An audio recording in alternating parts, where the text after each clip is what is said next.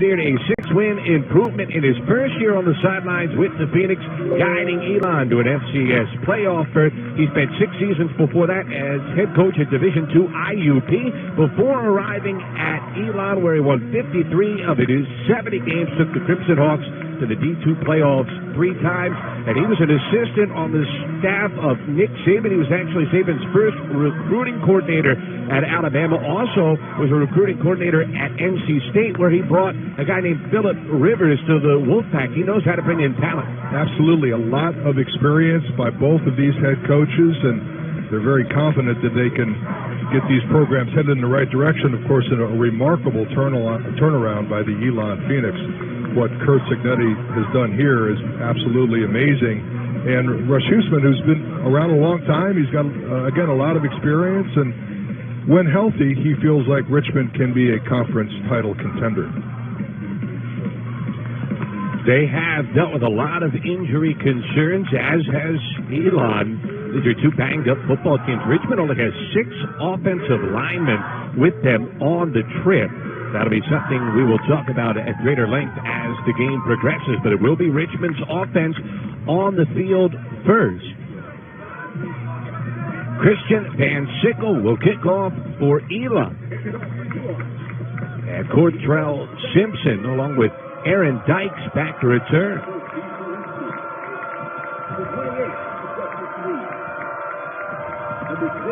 We're underway for the campus of Elon. This will be Dykes from the 5. Breaks a tackle and spins his way to the 20. That's where the Richmond offense will go to work. Joe Mancuso taking over the reins a couple of weeks ago. A concussion to Kevin Johnson has kept him off the practice field the last 3 weeks, so it has become Mancuso's show. Richard, sophomore, 6 interceptions in 2 starts, but an awful lot of production outside of the turnovers. Incredible. 489 yards passing against Delaware last week. 896 total offense his first 2 games. On first down, it's a running play, and it's Gordon Collins plowing ahead for 3 to the 23. Collins getting the start, the 50-year senior out of Stafford, Virginia, Mr. Steady on this offense for Russ Huesman's team. It's actually a pretty good way to characterize this running game. Most of their running backs averaging around 3.7, 3.9 yards per carry. Nothing fancy, but they get the job done. Second down and about 7 from just outside the 23-yard line. It's a handoff, running wide. Deontay Thompson has a first down across the 35 to the 36. Thompson had a lot of space to run through that time. Well, you mentioned their offensive line is undermanned, but they certainly do a good job there. Nice job on the perimeter blocking, and springs Thompson for a nice gain on first down. Greg Liggs able to knock them to the boundary. If Richmond can run the football successfully, they're going to have a good day.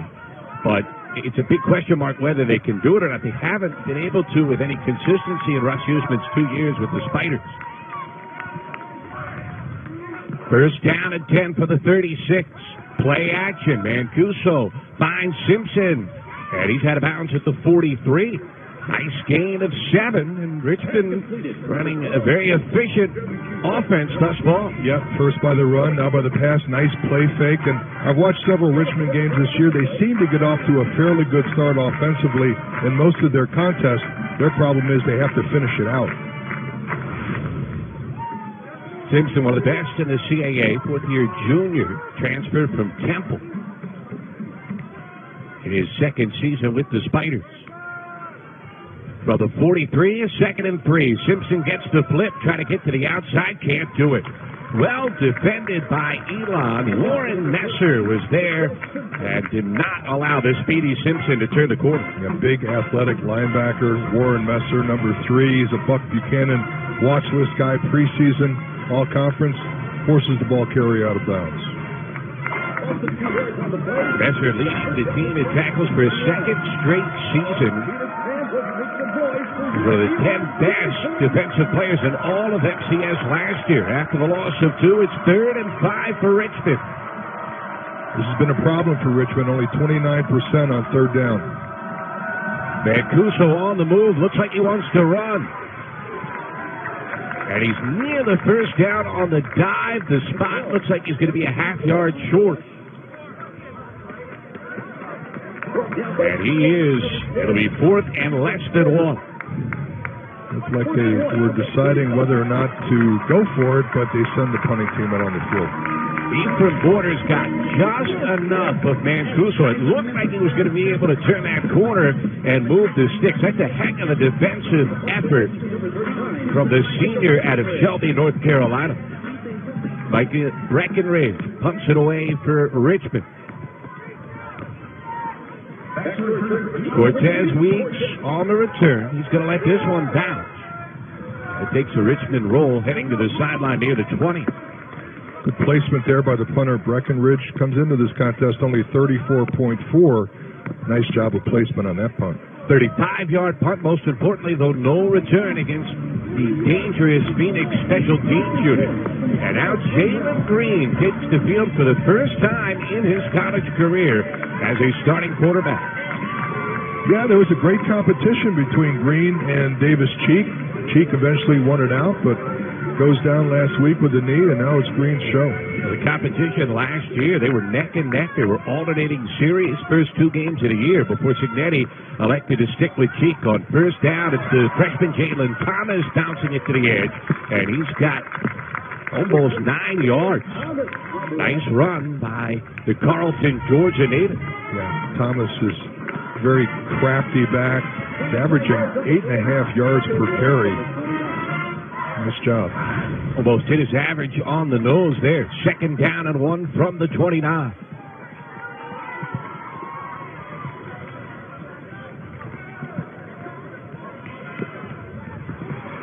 Play action, quick throw to the outside. It's caught. And breaking free, Corey Joyner for a first down to the 39. Little indecisive there defensively from Marcus Vinson. Wasn't sure whether to go for the football or the tackle. He didn't either. Yep, good closing speed by Vinson. He's got this place sniffed out, but then he misses the tackle and allows a first down for Elon.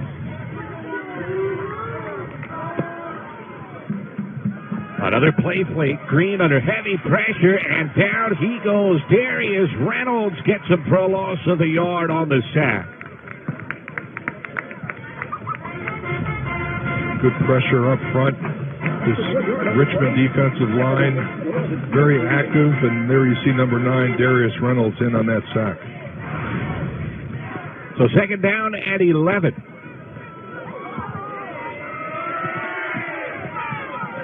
Green moves Thomas to his right. Thomas bounces it left. Nice cut. First down and more. Near the 30.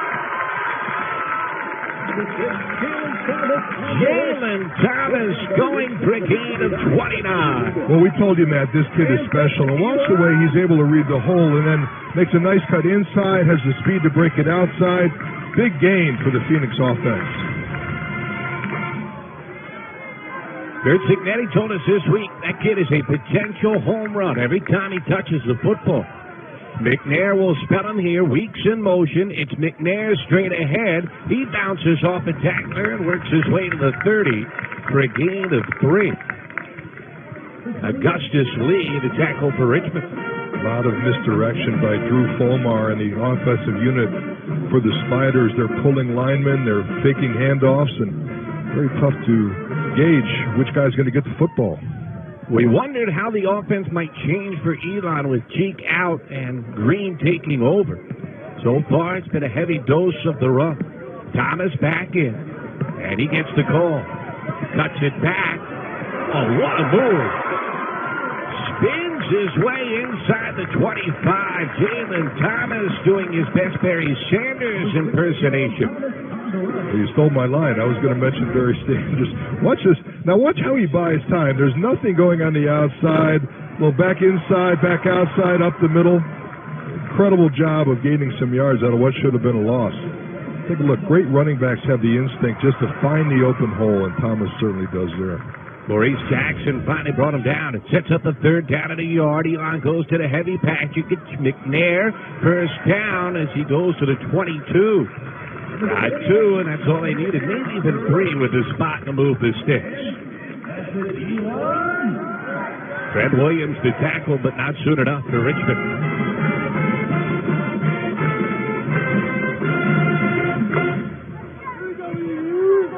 Green right there, very, very calm at the helm. He's a guy we've mentioned. He's had some experience, and this is not a big moment for him. He can handle this. On the edge of the red zone from the 21, he's going to keep. Throws behind his target, incomplete. Was looking to get it to Cortez Weeks. Weeks, their best receiver, but unless he went go-go gadget arms on that one, wasn't going to be able to reel it in. Yeah, I don't think there would have been much of a gain on that play had Weeks been able to make the catch, but very impressed with these Elon receivers, Weeks and Cole Taylor, big-time guy, and Corey Joyner on the outside. Second down and 10. They fake it to Weeks. They give it to Thomas. Thomas is hit, falls forward, but a short game to the 18-yard line. Justin Rubin got in there for Richmond. And it's third down for the Phoenix. So normally this would be a passing situation, but Elon relies so heavily on the run, and you've got this game breaker in Thomas. We'll see how they play it here. Good start to this football game for Thomas. 47 already on the drive. That's more than 20% of his total for the season. It's a keeper. Green, touchdown, Elon. Jalen Green on third down, rubs it in to get the Phoenix on the board first.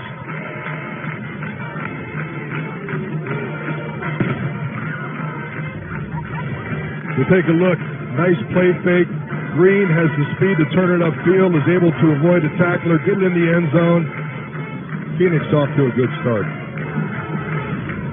That's the element he brings to the offense they did not have before. He's not the natural passer Davis Cheek is, but he's solid through the air, and he can be electric with his legs. Skylar Davis increases the lead. What a drive from Elon as they march 80 yards right down the field. Jalen Green at his first college start puts the Phoenix up by 7. I assume Collins because he's the physical runner. Play action big from Mancuso. Wants to go deep. Has a man. Wilkins behind the defense. Got him in stride.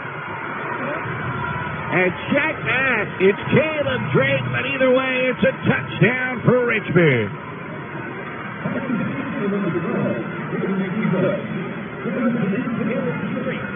66 yards for the score. Well, when I said they might air it out, I wasn't sure they'd do it this quick, but look at the arm strength there by Mancuso, and throws an absolute strike right on the money to Caleb Drake for the score. Excellent offensive play, and a little showcase there for Mancuso's talent and arm strength. Drake's second touchdown of the season. The extra point ties the game. We said Richmond needed a response. Boy, did they get it. What a throw. Joe Mancuso finding Drake, and we have a tie game. What are the folks at Memphis going to say about that game? I was lucky to be there.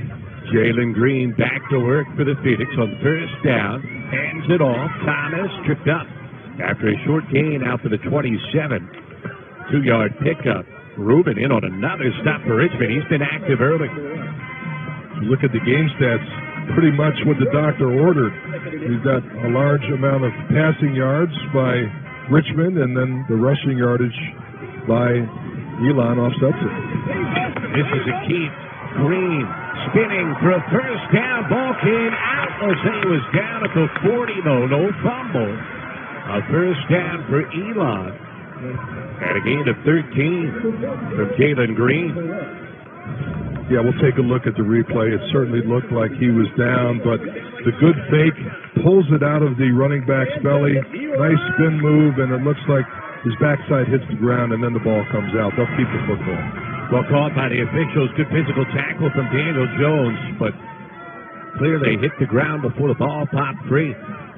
From the 40, a double move and a man wide open. Corey Joyner walks in for the touchdown. 60 yards, and Elon has the lead right back. Well, this is kind of fun. Back-to-back bombs in this football game. And watch Jalen Green again. Plenty of time to throw. And the corner bit on the double route there by Corey Joyner is able to waltz it in the end zone up the sideline for the score. Boy, the Tar Heel natives getting it done. Drake had a touchdown catch for Richmond, and now it's Joyner for Elon. And the extra point increases the lead to 7. Joyner, one of the best wide receivers in the history of North Carolina statistically, ranks among the top 7 in career catches, touchdowns, and receiving yards, and he shows why. Yeah, again, it's all done with pass protection. Plenty of time to throw the football. And great route, again, by Joyner up the sideline. Nothing but fresh air and flowers, as they used to say, and he goes in for the score. That has been the bugaboo for the Spider defense this year. The big play, particularly vertically, has really hurt Richmond. And double move. Jalen Green, pretty accurate toss as well. So Green's got a touchdown run and a touchdown pass in his first career college start. And Elon has a 7-point lead for the second time today. We're not even 10 minutes into the game.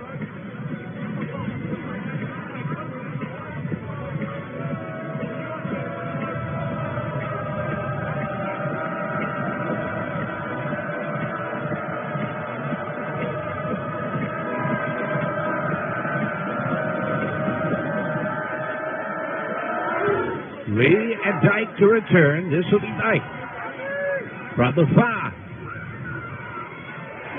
And he plows out past the 25 to the 27. Richmond will get it going. Jalen Green in the starting lineup for Elon because of this very unfortunate play at Delaware last week for Davis Cheek. Yeah, you watch Cheek. He gets flushed out of the pocket, and then he rolls to his left and doesn't really, makes a little cut there, and the knee just goes out. Non-contact injury. Not much you can do about it. A tough break for that young man. And so it's Green Show, sophomore from Durham, North Carolina. Signetti said his heart breaks for Cheek. Such a good kid, such a hard worker. He'd play on one leg if he could, but certainly can't. And a first down run out across the 30-yard line. Goes Aaron Dykes to the 31. The pickup of 4 is actually spotted that ball at the 27. That's where Mancuso and company go back to work. This little zone blocking scheme there. Offensive line kind of banded together and went to the right. Picked up a few yards. Mancuso was looking left, now rolls right. One guy on that side of the field, so he'll just tuck and get what he can. Not bad. Out to the 36-yard line, and he sets his offense up with a 3rd and short. His legs are a weapon. They are a weapon. He comes into the game with 5.7 yards per rush, a couple of touchdowns. He definitely adds an element, a rushing element to the quarterback position for the Spiders. Sneaky athletic, but also can break a couple of tackles, Russ Huseman said. And that's particularly useful in short yardage situations, which is what the Spiders have here. Dykes in the pistol behind him. 3rd and 1. It's Dykes. Hit at the first down marker, but good second effort to get it out to the 39. Aaron Dykes on the rush. Brought down by Elon for the 22. What a strong run for a freshman. A nice job of second effort, just lowering the pads and the low man wins. He's able to pick up that first down. Cole Coleman was there, filled the hole, but could not make the stop to prevent the first down.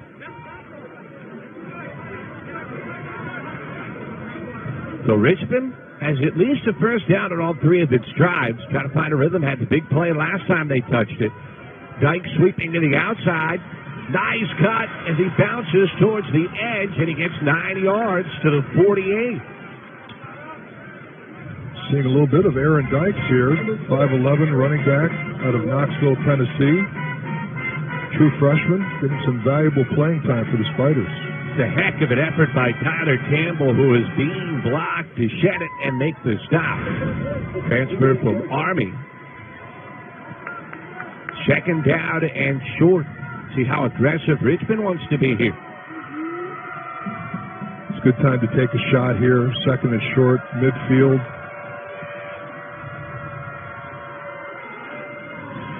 An outside run and spinning for a first down is Thompson inside the 45 to the 44. So Richmond showing on its backfield depth, moves the sticks yet again. Absolutely. You keep fresh backs in there. It certainly adds to the running game and their energy level. And Thompson, nice work picking up that first down.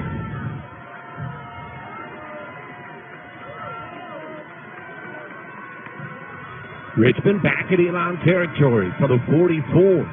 Thompson, a second straight call. Ball's ahead to the 40. That's 4 yards on first down all day. No question.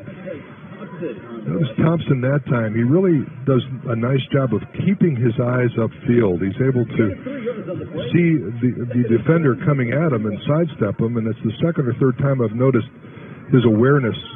All good running backs have that field vision. Did not get that favorable of a spot. Put it back at the 41. Second down and 7. Howard.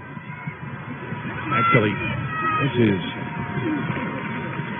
Dykes, the other freshman, inside the 35 to the 33. First down run, Aaron Dykes. Little counter move, pulling two linemen to the left. The play is designed as a joker counter to come back to the right. It works for another first down. Richmond playing with a little less tempo this year. 4 wide receivers. Dykes still the running back. Mancuso checks it down. And a catch inside the 30. Tyler Wilkins to the 29. Got a gain of 4. To Warren Nesser, one of the best defenders, not only on this Elon team, but in the entire CAA. Well, the profile, get to know what makes him tick, the quarterback of the defense, according to head coach Curt Cignetti.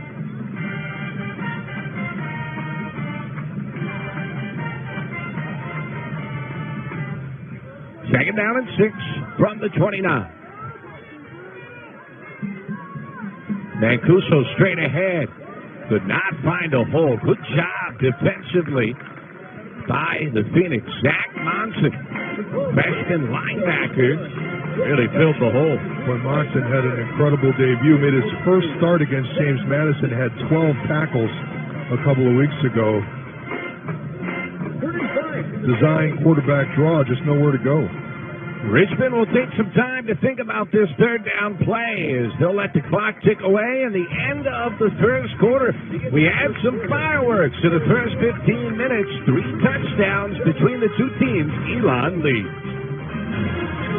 Is your AC busted, computer crashed, appliance broken? Then you need ARW, American Residential Warranty. Hi, it's me, Anthony Sullivan. And yes, you've actually caught me at home relaxing, because life's been pretty worry-free since I got coverage with American Residential Warranty. Home appliance repairs and replacements can cause stress and cost you over $3,000 per year. But starting at less than $1 a day, ARW has home warranty plans that cover household appliances, systems, and electronics. Parts and labor included. When I needed ARW, they were there. My oven actually took a dive in the middle of making a big dinner for family and friends, picked up the phone, called ARW, they repaired it, dinner saved, that easy. My air conditioning broke on a Sunday. It was so hot, I called ARW, and they came out and fixed it right away. You won't believe what ARW covers. Heating and air conditioning, washers and dryers, kitchen appliances, plumbing, water heaters, electrical systems, even pools and spas, and so much more. All you have to do is call or go to getahomeplan.com. Plus, ARW's partnered with Assurion to offer protection for all your new and used household electronics for just one low price. I dropped my laptop, and ARW replaced it with a brand new one, and all I paid was a small service fee. All plans are fully customizable and come with a 30-day money-back guarantee. Call now and get a home security system valued at $1,250 free with any plan. And you can trust ARW to be there when you need it. Just call ARW, and a licensed technician will be dispatched to your home. All covered repairs are guaranteed. My refrigerator broke, and not only did ARW repair it fast, they even sent me a reimbursement check for all the food that went bad. So come on, relax. Stop worrying about unexpected breakdowns and costly repairs. Call American Residential Warranty. They'll get you covered. Call 1-800-251-0958. That's 1-800-251-0958 or log on to getahomeplan.com today.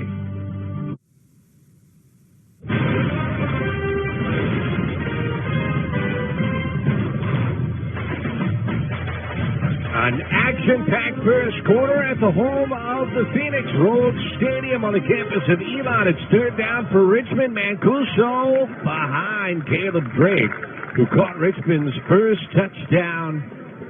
And only to this point in the ball game that the two could not connect. And a decision here for Russ Huesman. It would be a long field goal, the longest of the year for Griffin Crowd. Looks like they're going to go for it instead. Yeah, Trout is a pretty accurate kicker, 10 for 13 on the year, 15 for 16 on point after touchdown, but decided to go for it on fourth and about 4.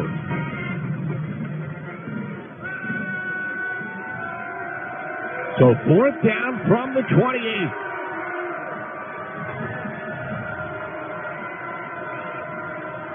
Play action. They go to the outside, and the tight end, Jacob, cannot get anywhere near the marker. A big stop for Elon as Greg Liggs gets him off the field. I'd say I did the James Madison game a couple weeks ago, and Liggs was all over the field. Look at the way he's able to read this play and then go low on the receiver to stop him short for the first down. Excellent job of anticipation by Greg Liggs. Jacob, who was supposed to play offensive line last week in the win over Albany. A guy who normally does a pretty good job running after the catch, but had no shot that time. So Elon taking over on downs from the 28. This is Thomas looking for open space, couldn't find any, a gain of 2. Well, if you're just joining us, you missed a lot in the opening quarter, as Elon jumped on the board first, driving down the field, 80 yards for a touchdown run by quarterback Jalen Green. Richmond answered with a bomb, a 66-yard scoring strike, and Elon had a bomb of their own to go back up by 7. As Green was able to find Corey Joyner. Second down and 8. Thomas, good second effort, but better defense from Richmond, only a yard pickup. Daniel Jones has been involved early. Good job in run support. Lots of offense here today. 300 yards combined in the first quarter. Fun to watch.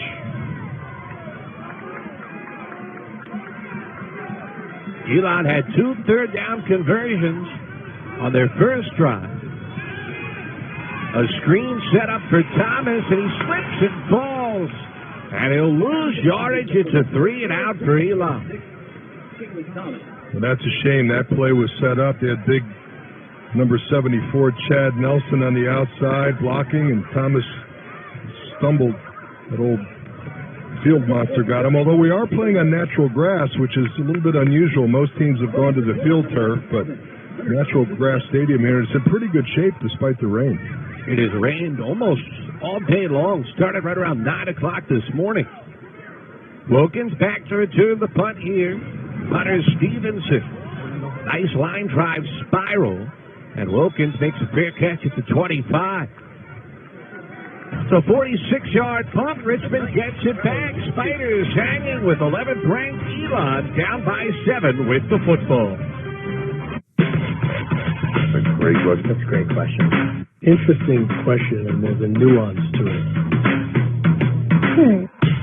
In the spotlight with Fran Haley. She would say, all they got to do is crack the door plate, and you knock that damn thing down. One of my teammates looked at me and said, you're too tall for football. Now, of course, I wasn't. When you recruit them, you got them for life. You can't get rid of them. Some of them you might want to get rid of.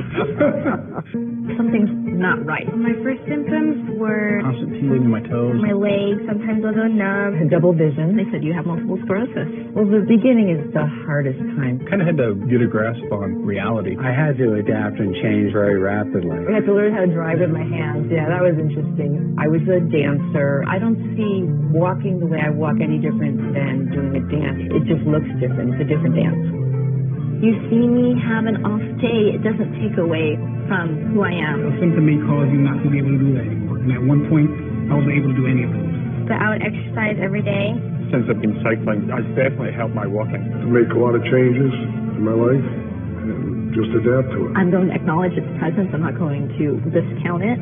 But at the same time, I'm going to try my best to not let it stop me. It's a fantastic opportunity to be working together with a common goal of curing MS, and sharing is the key.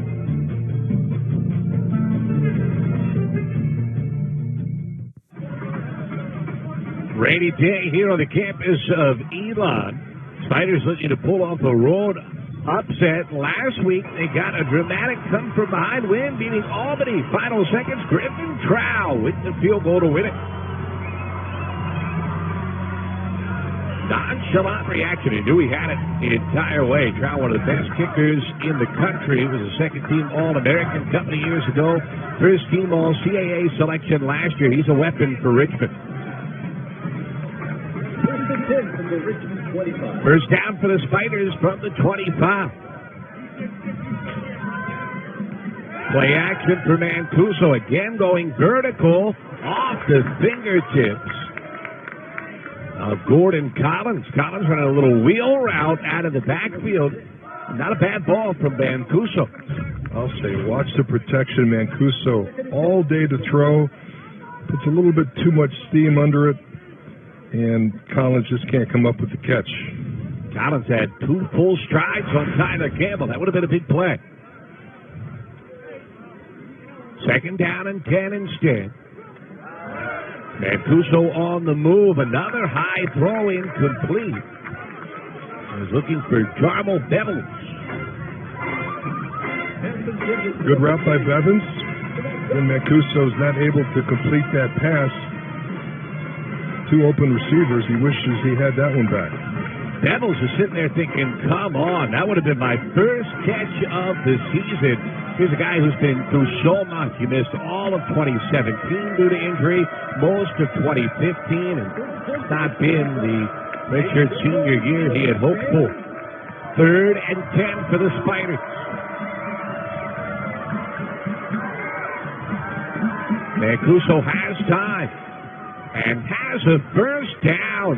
Simpson to the sideline at the 38.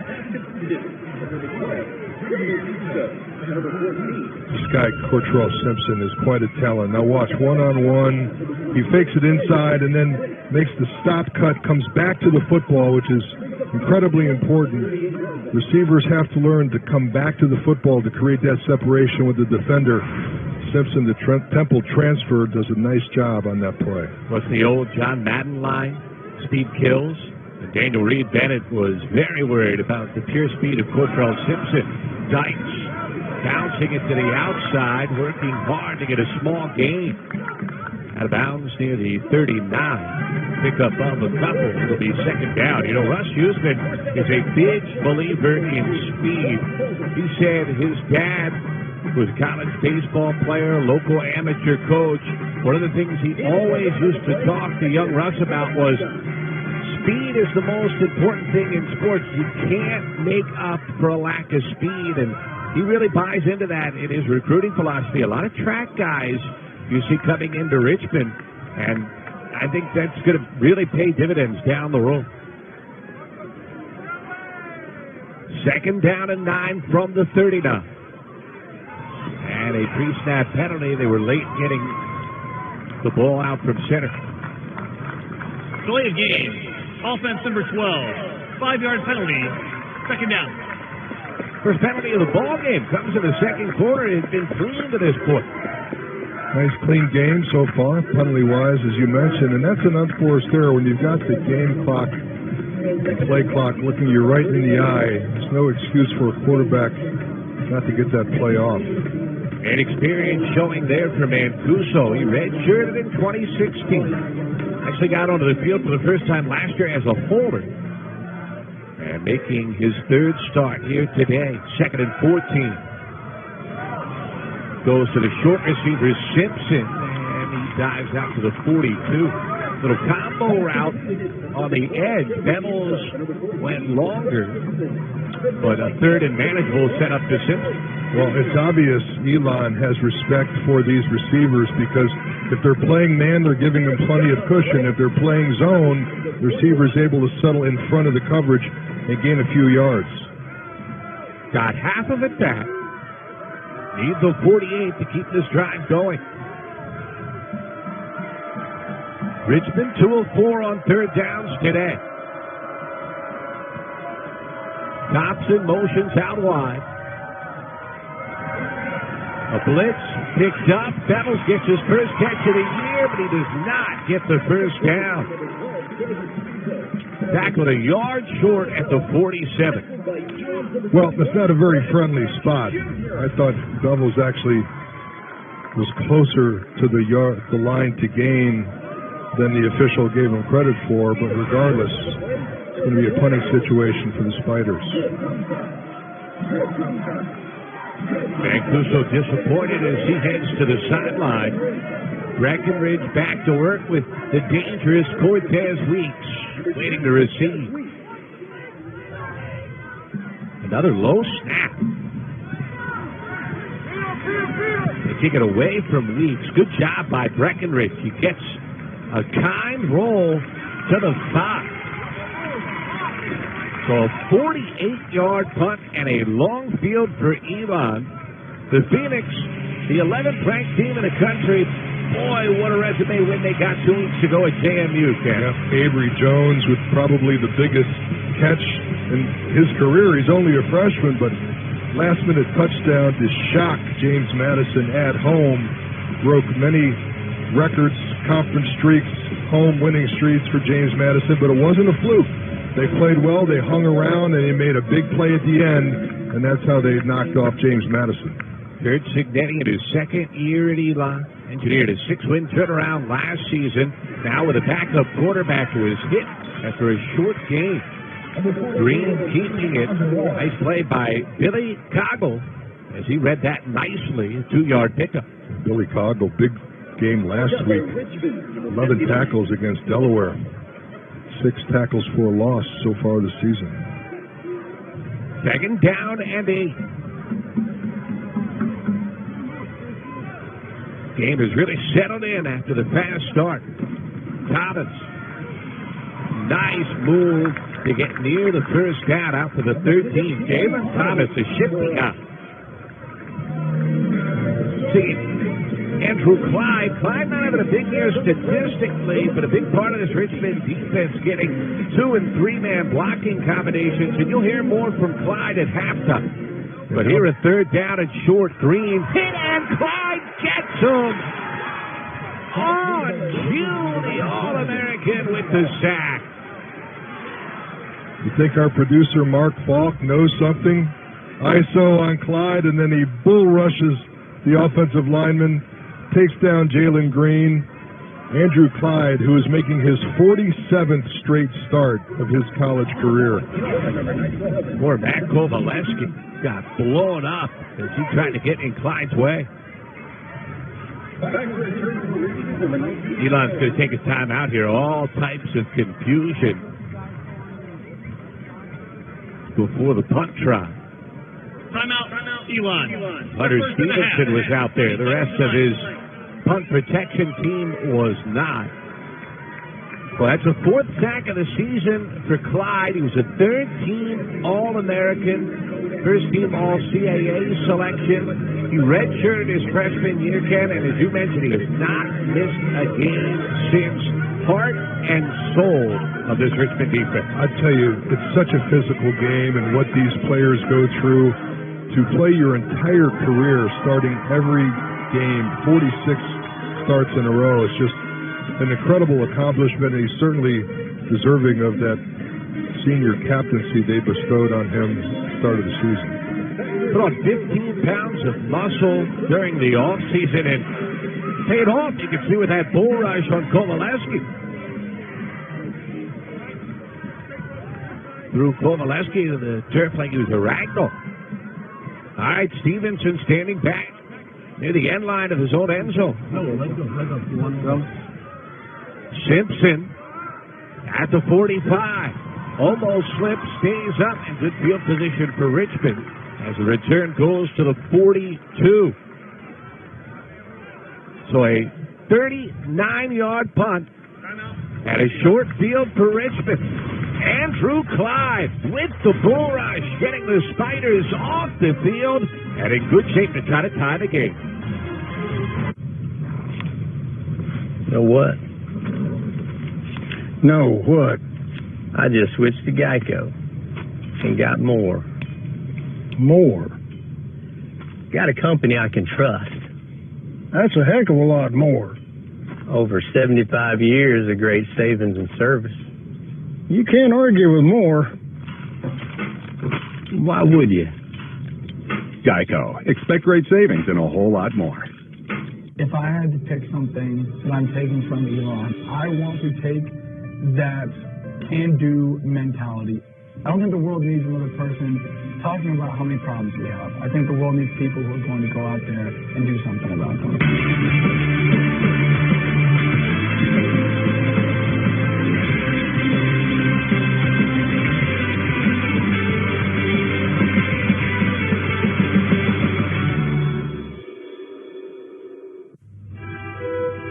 I acquired a lot of fans being in Earnhardt. I was never going to be the intimidator and all those things that he was, but I could do it my way.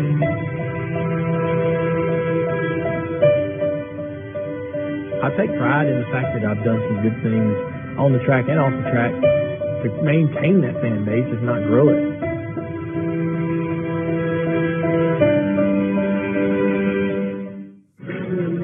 On Wednesday, 11th ranked Elon at home leading Richmond 14-7, but the Spiders offense has moved the ball just a lot of long fields. Good field position this time. Yep, defense taking over here for both these teams in the second quarter. Mancuso wants to throw. Blitz is picked up. He's going to run. Got some space inside the 35, and he's just shy of the first down at the 33. A 9-yard gain for the Spider quarterback, who's a little slow getting up. Shaking that right leg a little bit. You know, Mancuso reminds me of this cookie-cutter quarterbacks that the CAA seems to have. Danucci of James Madison, Flacco of Towson. All these guys, they've got some skills. They can throw the football. They can run a quarterback draw.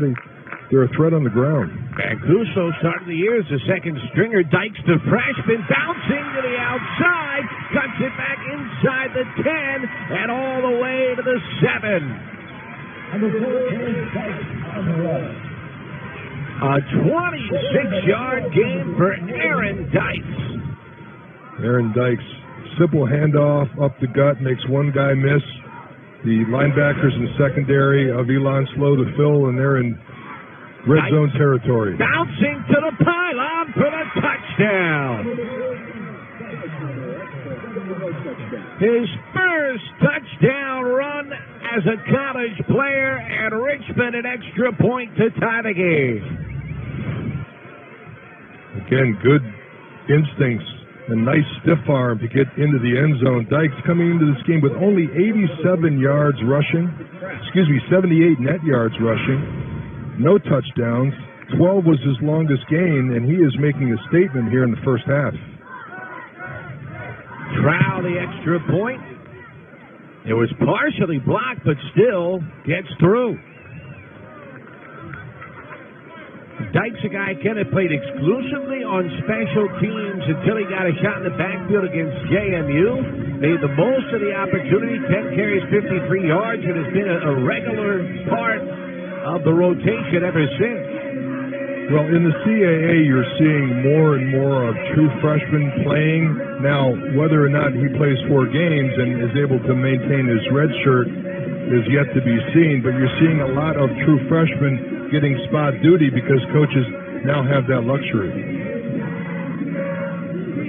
Houston said he provides Richmond's running game with a bit more wiggle and some pure speed, which is a good thing in the type of offense they want to run. They want to get to the perimeter. They want to stretch the defense to the edges to open up between the tackles running game. And, boy, a couple more runs like that, and they're going to be able to do it with regularity. So we are tied again.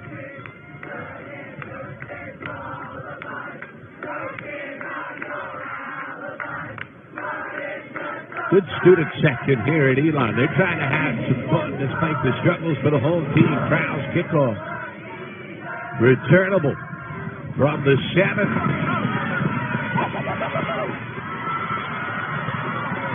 And the flag is down as Wingard out across the 25 to the 26.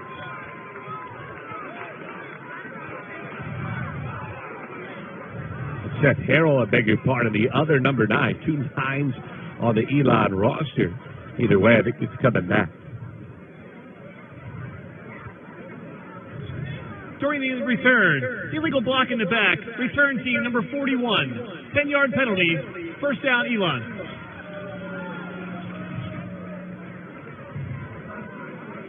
Jack Pawlowski, the guilty party.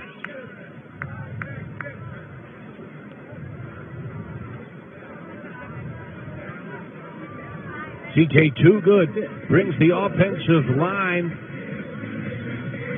out for Elon, making his 30th consecutive start, 38th overall of his college career. Here's a guy, as an offensive lineman, was named Elon's most valuable player back in 2016. Don't see that often. Play fake and a deep shot down the middle. Cole Taylor in Richmond territory.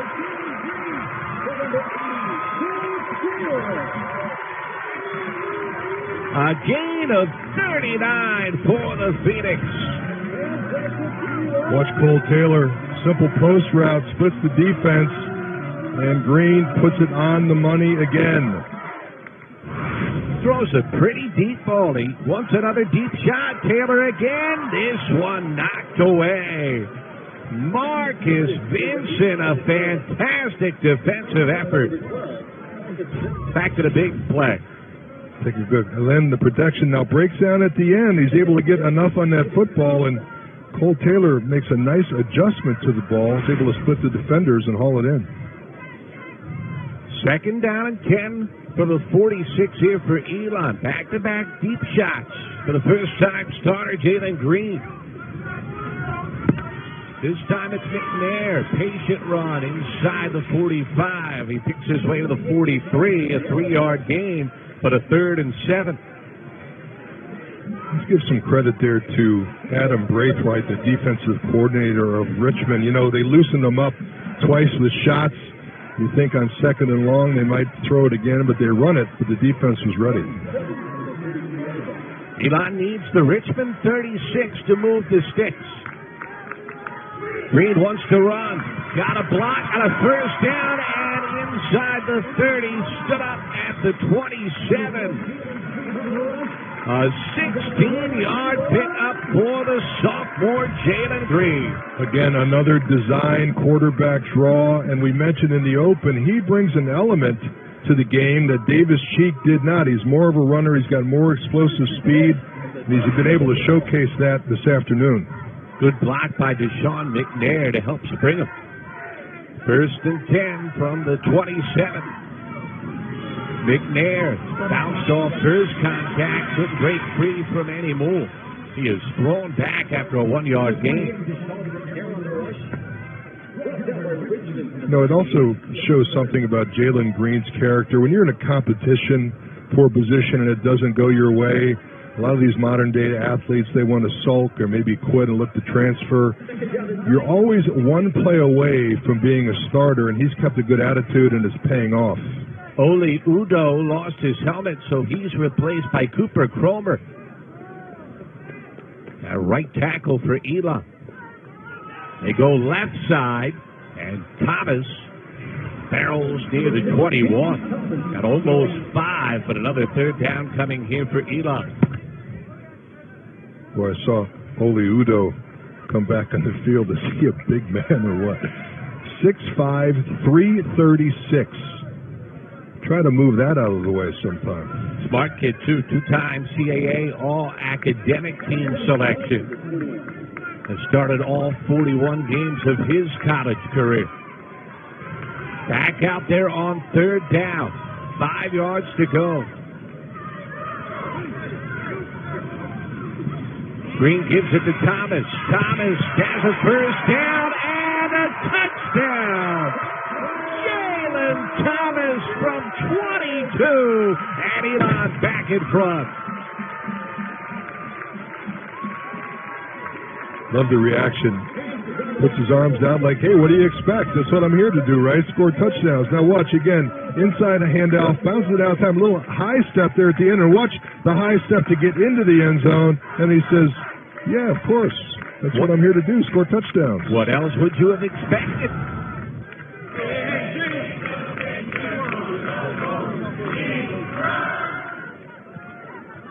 Skylar Davis has been perfect this season on PAT. 22 of 22 now on the year, and Elon back up by 7.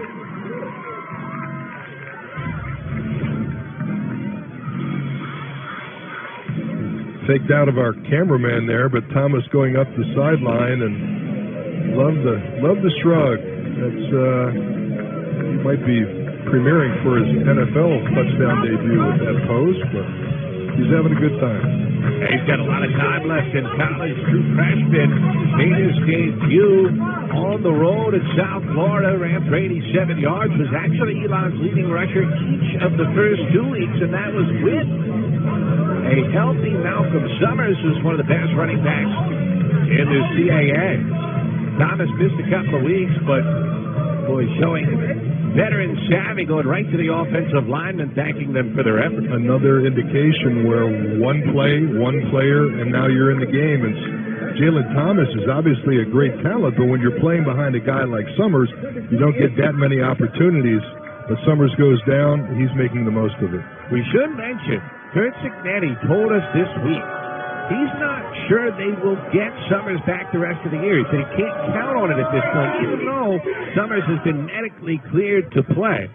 That it's a pain threshold thing with that hamstring as Dykes out across the 20 to the 21, and that's where Richmond's offense will get back at it. That would be a huge loss. Remember, Summers tore his hamstring last year and missed most of the second half of the season. Well, hamstrings are tricky, and keep in mind that Elon does have a bye next week, so they might want to give him another week off and make sure he gets healthy. But what a nice backup to have if you can't play Summers, to have a guy like Jalen Thomas back there. Summers was injured during the JMU game, that long touchdown run that gave Elon the lead. He felt the twinge in the hammy. Early in the week leading up to the Delaware game, they didn't think he'd be able to play. Then he changed his mind as Mancuso keeps around the right side. A good gain on first down as he's had a bounce at the 29, 70-yard pickup. But they game planned for him to go and then felt off in pregame warm-ups and actually couldn't take the field. It's tough when you game plan for one style back because he's a little bit different guy than Jalen Thomas. Well, the one thing that was so impressive about that James Madison game, the James Madison defense had only been giving up 78 yards per game on the ground, and I believe Elon rushed for over 200 in that game. Ground and pound. Dykes spinning his way just across the 30. It'll be third and a short 2 coming here for Richmond.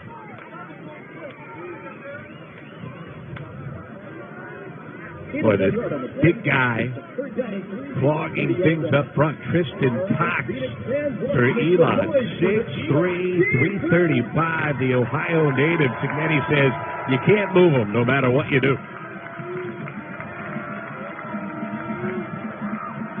Gives his defense a chance to get off the field here. Third and short 2 for Richmond. Mancuso on the keeper, driving, and he's got the first down. Boy, good lower body strength from the redshirt sophomore Mancuso. Be interesting at practice, Elon's practice, if they put Oli Udu up against Tristan Cox and see who could move who. 2 big guys. They're going to measure this. Russ Huesman is irate on the Richmond sideline, saying it's a clear first down. Well, he did get a bad spot because the official, as he ran towards the football, was well ahead of the marker, but now they are going to bring their chains out to measure. But it looks to me like they needed to get to the 32, and that football's at the 32 and a half. One thing that they try to avoid is measurements anymore. They slow the game down, but they do give them the first down. That's a first down by almost a yard, Ken. Well, Houston's team just gets a little breather. Remember, Elon will get the football to start the second half. So the importance of this drive is significant, the way this game has gone back and forth offensively.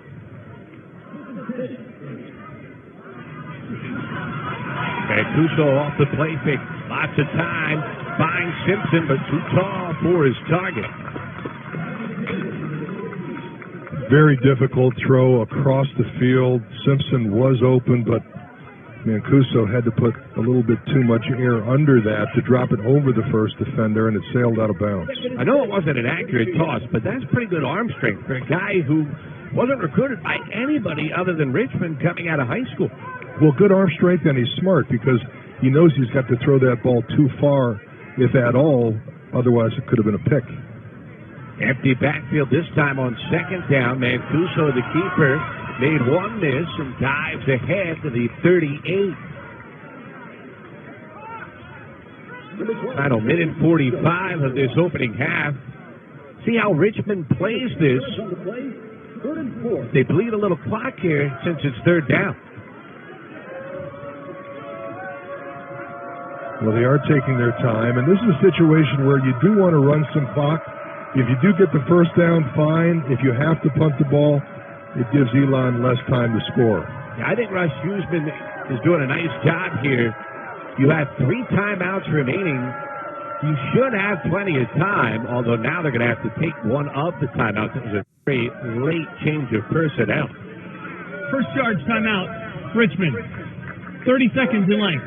You can't risk giving the Phoenix the football back with momentum, with 2 timeouts at their disposal, and after the Phoenix were ready to get the football to start the second half. You see Coach Huesman in his second year here at Richmond.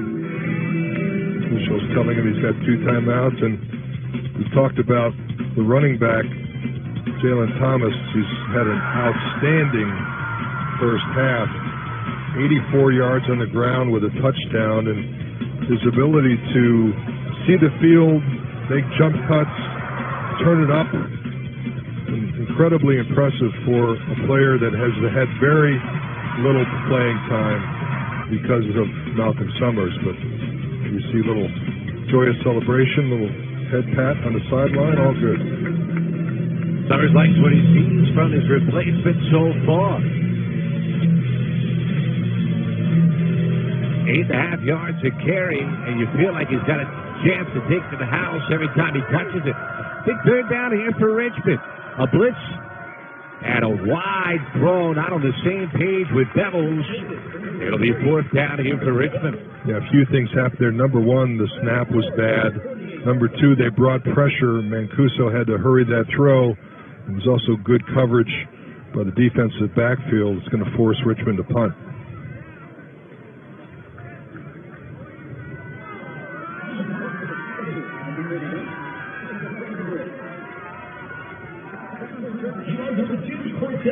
Cortez Weeks to return the Breckenridge punt. He's done a good job keeping it away from Weeks, and he does so yet again. It's a nice roll. All the way inside the 15-yard line. 47-yard punt, no return.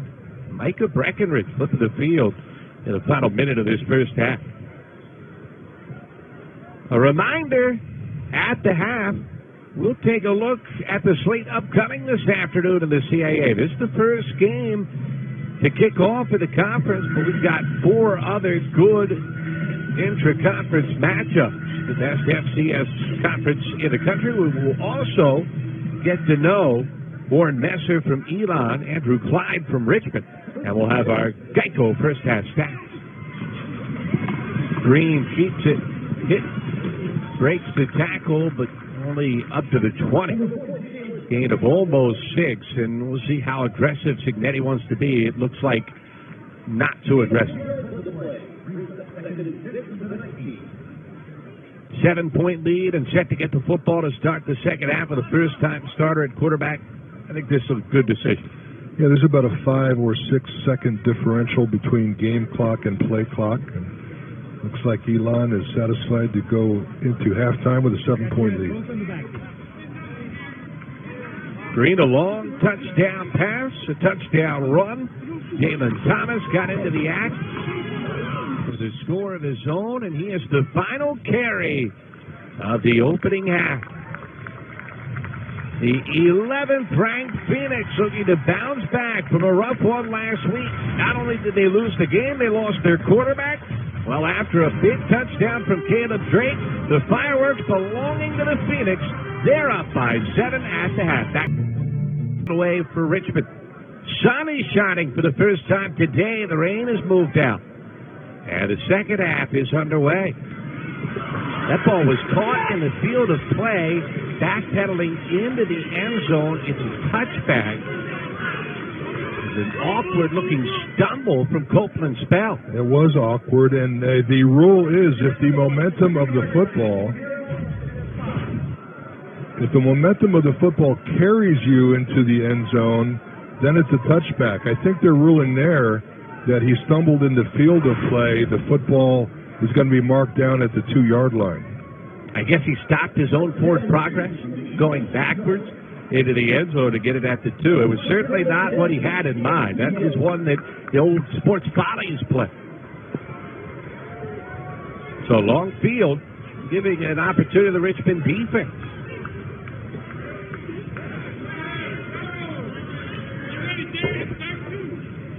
Please reset the play clock to 25 seconds.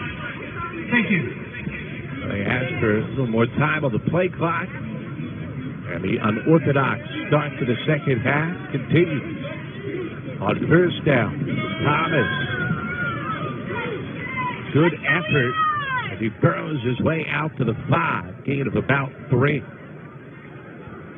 And yards are precious when you're at your own goal line. You want to gain a couple and you bring it out to about the 5-yard line. Gives a little breathing room. You can see the results of the first half possessions for Elon. The definition of feast or famine. Either a touchdown or a 3-and-out, essentially. Thomas cuts it back, fumbles the football, and Richmond's got it.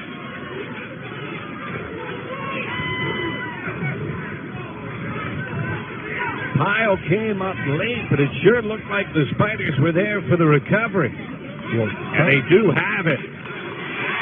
Daniel Jones giving Richmond a short field. Big mistake on your end of the field. Thomas looked like the ball just popped out of his arms. Wasn't sure if there was a lot of contact there. And no, it was a good strip.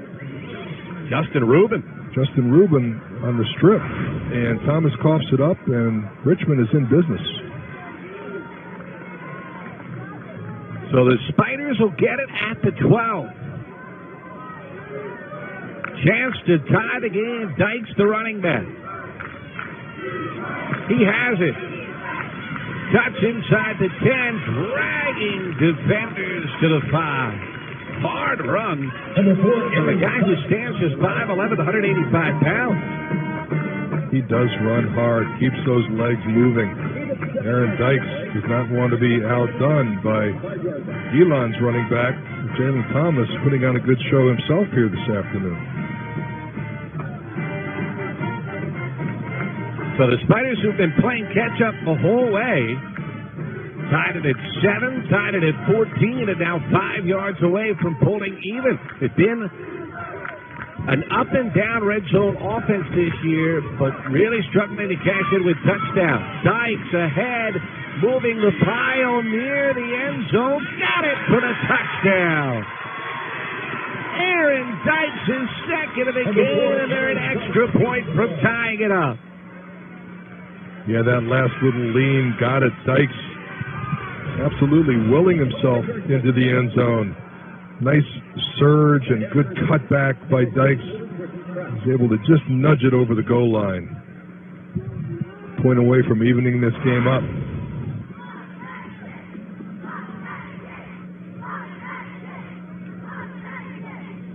Looks like they're looking at the review to make sure that Rolling this the field is is a touchdown. The previous play is under review. Well, let's take a look right now and see if he broke that play. Yeah, the official on the near sideline took his time before he signaled this was a score. And we're going to have a fairly good view here, I think, to see if he's able to get the ball over. From our vantage point, it looked like the ball did cross the goal line. You really can't tell much from that angle. I'd say inconclusive there. I agree. I don't think there's going to be enough to overturn that call. If anything, it looks like he scored, but there's certainly nothing that would overturn it. Again, the way it's supposed to work is supposed to be irrefutable proof that the call is wrong, and I think we're going to get a better angle here to see if Dykes, again, very tough to see. It looks like from the angle of his body that the ball is the over rolling on the field stands. Touchdown. Stands means they couldn't tell, but that works just as well for Richmond. As Dykes, his second touchdown, both of the day and his career.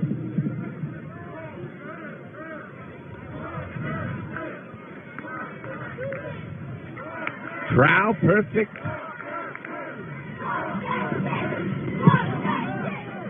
And Richmond pulls even. We are tied at 21. The turnover setting Richmond up with a short field. And it's Aaron Dykes bringing Richmond even. Man, what you expecting? Man, what you had planned? Man, what you had planned? Man, what you had planned? Ain't no denying, I'm the man. Ain't no denying, ain't no denying. Watch me reiterate this once again. This I promise to make you believe and be proud and look up as a fan.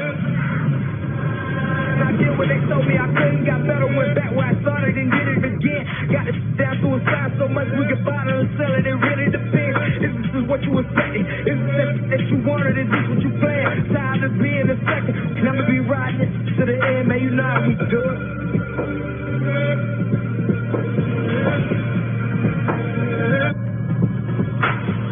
Yeah.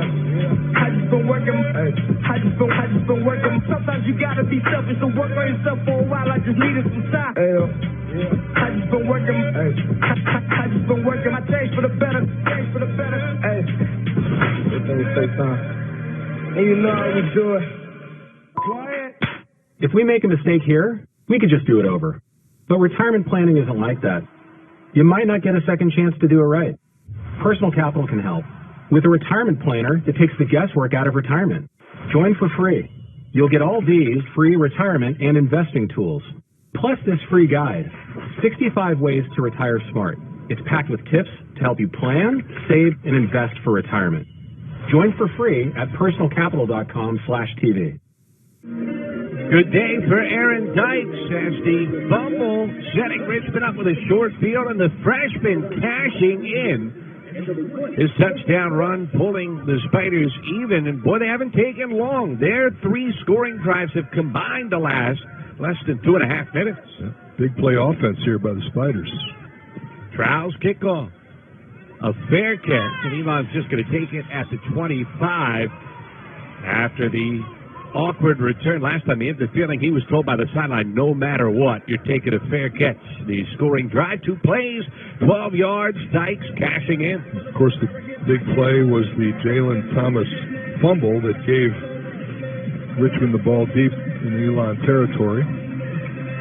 They bring Thomas right back on the field. Cignetti trying to show he still has confidence in his true freshman back. Remember, no Malcolm Summers for the second straight week, a hamstring injury. And no Davis Cheek for the rest of the season. Tore his ACL last week. Green on a play fake, swings it out. Weeks can't make a man miss as he stopped for no gain. What a defensive effort by Marcus Vincent. Yeah, Marcus Vincent, terrific work taking a receiver down one by one. You talk about an open field tackle. Good camera work here by our guys and able to take the receiver down one-on-one. Eldon on the sidelines, hanging in there to get that shot forced. Second down, it's a keeper for Green, trying to make a man miss. He does, then he pays for it. Jacked a yard shy of the first down at the 34, but Jalen Green, not a guy who shies away from lowering his shoulder to finish a run. Now that brings Green to over 50 yards rushing in this game. That's been a big component of the Elon attack so far. Third short. Green going to go under center. Turns and gives it for a first down. Thomas carrying Richmond defenders out to the 44. What a run by the freshman to move the sticks. Well, we talked about what a big offensive line Elon has, and watch Thomas just able to follow the blocking, lower his shoulders, gain some extra yards, and another first down for the Phoenix. He moved Udo out of the way himself. That's hard to do. The 336-pounder, first down, a double play fake, and a high throw for Joyner.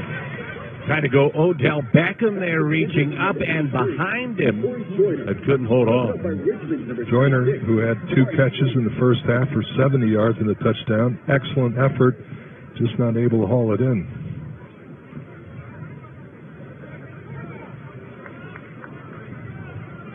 Well, that's what Cignetti told us about Green. A capable passer, but just not the precision of a Davis Cheek, but he brings a different element. As Thomas is body slammed after a 1-yard pickup. Billy Coggle yet again gobbling up a ball carrier. Very active linebacker, Coggle. We talked about him in the first half. 6'2", 225 junior, Florida native. Pulls down the ball carrier. Suffered a knee injury first week of training camp. Missed all of last season, but back and playing in good form so far this year. Third down and 9. Green, left side. First down inside the 40. It's Avery Jones to move the sticks. Number 7, Avery Jones, who caught the big pass against James Madison to win the game. Was there a push-off? It's not a push-off if they don't call it. Brings the ball in. Gains a first down for the Phoenix. I think Russ Huseman would argue there was not a penalty. There was a full extension of the push. Here's Green for a first down inside the 30. He carries another defender to the 29. It was Daniel Jones hanging on for dear life. A pickup of 12 for Elon. Terrific hustle there by number 92, Colby Ritton. The defensive tackle almost runs down the quarterback himself. Look at the effort there by a defensive lineman trying to get in on the play.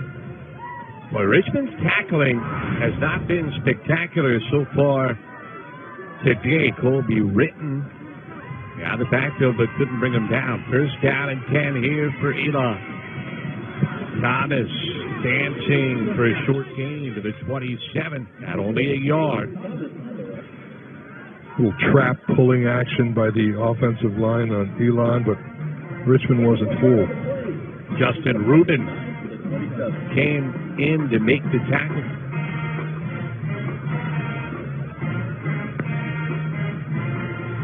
From the 27, it'll be second down and 9. Thomas again hurdles a defender. Jalen Thomas for the touchdown. This kid is electric as Elon back in front. Well, the ball skills and the ball fake by Jalen Green, very impressive. It actually took my eye off the play because I thought somebody else had the football. I can imagine how hard it is to defend something like this. So watch Jalen Green and watch the fake. Now the ball carrier has the ball. That's Thomas, and the defenders they don't know. They think the quarterback's got it. They don't. Now they're going to review this play as well to see if he got in the end zone. Again, from our vantage point, it looked like he did get in. That last view, the ball might have crossed the outside of the pylon. And if your foot's not in the end zone and the ball crosses the pylon out of bounds, it would not be a touchdown. But it's going to be tough to say that was definitive. Watch, he hurdles, he stopped, he keeps his legs churning, goes up the sideline. Good effort there by Williams, and does the ball go over the pylon? Again, tough to see. This will be a better angle for us. And he's not out of bounds yet. His toe might be out of bounds there, but it does look like the ball at that point has crossed the goal line. I would imagine this is going to stand as a score. The only chance they'd have is to string together two views there. That one where the foot hits, and then kind of find a side view, but I don't think they're going to have it down the line to see where the ball was. Yeah, that's a great point. The replay officials can string together replays in order to make more of an educated guess, but the call on the field was a touchdown. It would be hard for me to imagine they could overturn it from that view. Say whether it's a touchdown or it's not. Jalen Thomas is fun to watch run the football, is he not? Well, listen, sometimes, you just need an opportunity to make your mark, and he is making the best of this opportunity. Not only does he show, the stamina, the leg drive, but he's got the speed to break these long runs. And I'll tell you, if I'm the Elon coaching staff, I'm thrilled with what that young man is doing so far this afternoon. Curt Cignetti, the dynamite recruiter. After review, it's been determined that the runner stepped out of bounds with the ball at the half-yard line. The ball will be placed there, first and goal. Please reset the game clock to 9 minutes, 40 seconds. The clock will start on my signal. So that foot coming down, and then when you string the views together, they must have had a shot that he was still not to the end zone line. But Cignetti, the ace recruiter, finding a running back who was a first-team All-State selection in Georgia, where they play some pretty good football. McNair over the pile for the touchdown. Deshaun McNair giving Elon the lead. Well, McNair gets the score, but maybe he ought to give 3 points of that 6 to the running back Thomas, who brought it right to the nose of the end zone. You see Coach Cignetti on the sideline. Terrific recruiter. Did a lot of good for Nick Saban down in Alabama, and you can see McNair right there just hurling himself over the pile for the score. Elon back up by 6, about to go 7, early here in the third quarter. Skylar Davis gives Elon the 28-21 edge. Jalen Thomas did the heavy lifting. His touchdown overturned. No worries, says Deshaun McNair as he gives the field.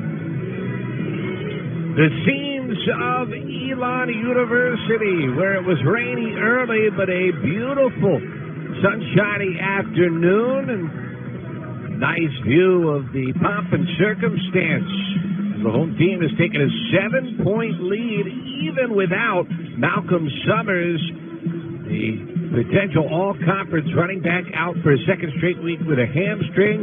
Jalen Thomas, a big drive, and Deshaun McNair finishing it off with a 1-yard score. Yeah, that's a nice answer by Elon, overcoming that early turnover here in the second half that Richmond was able to punch in.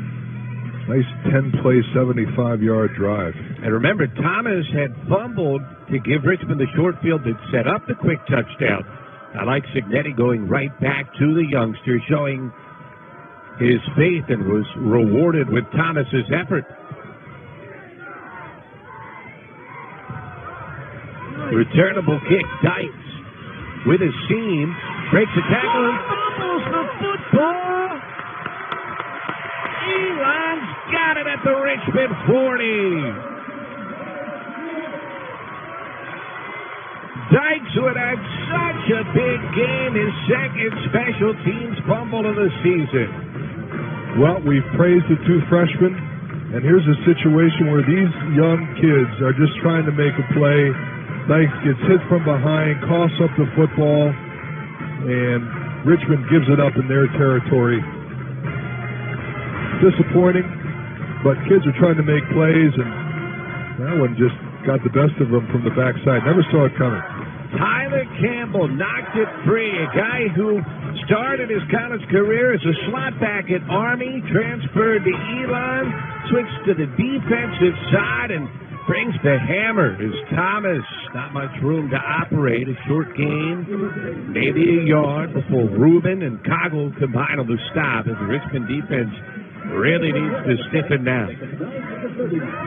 Matt, very deflating for a defense. You know, you just got off the field. You feel you're going to get a couple plays rest, and then the turnover puts you right back out there. It might be a little winded.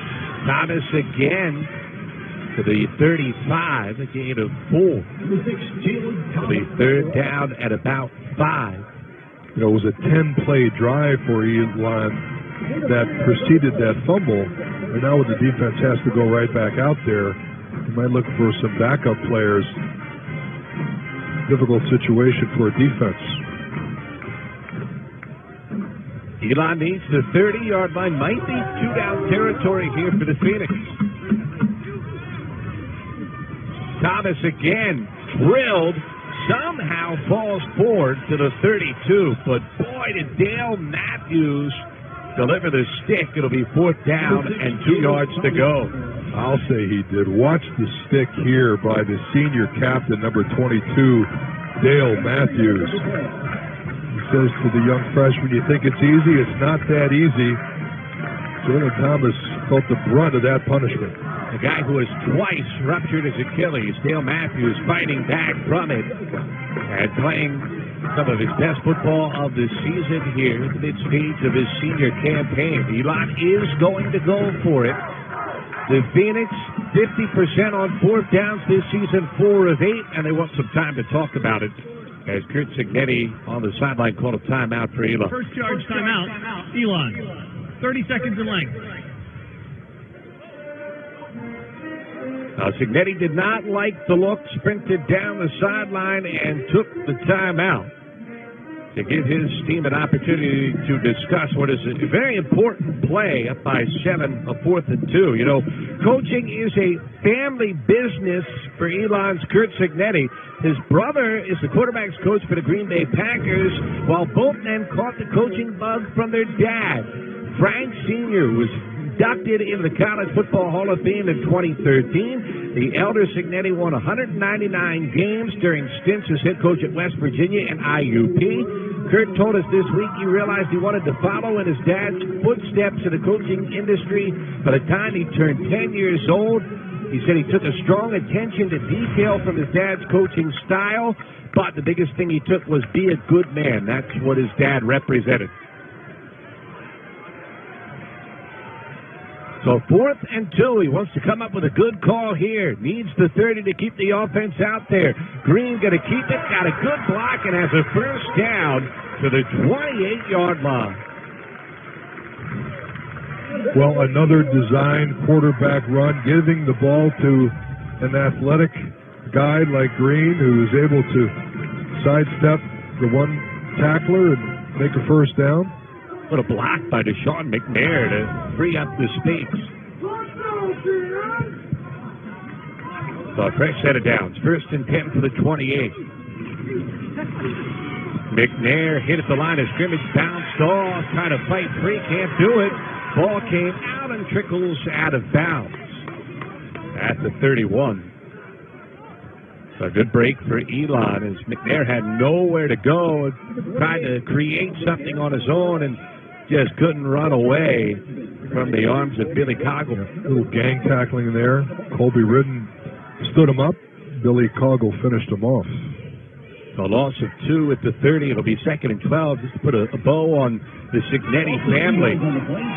Chris said he talks to his dad a couple of times a week, and if he wants an honest assessment of his coaching, that's the conversation where he gets it. Pulls no punches. Thomas back in, and again, nowhere for him to run. Back to the line of scrimmage, and that is it before Daniel Jones drives him back. Yeah, that was a pretty funny exchange on that conference call when you asked him the question, does he hear from his dad? And he almost winced when you asked him that, because he says, hey, my dad has no filter. He's gonna tell us the way it is, and normally he's pointing out what we're doing wrong. The game management, game plan, play calling, whatever it might be, I'm going to find out. Blitz from Richmond. They find the back. Thomas to the end zone. Green to Thomas. Elon up 2 scores. Well, you want to talk about coaching.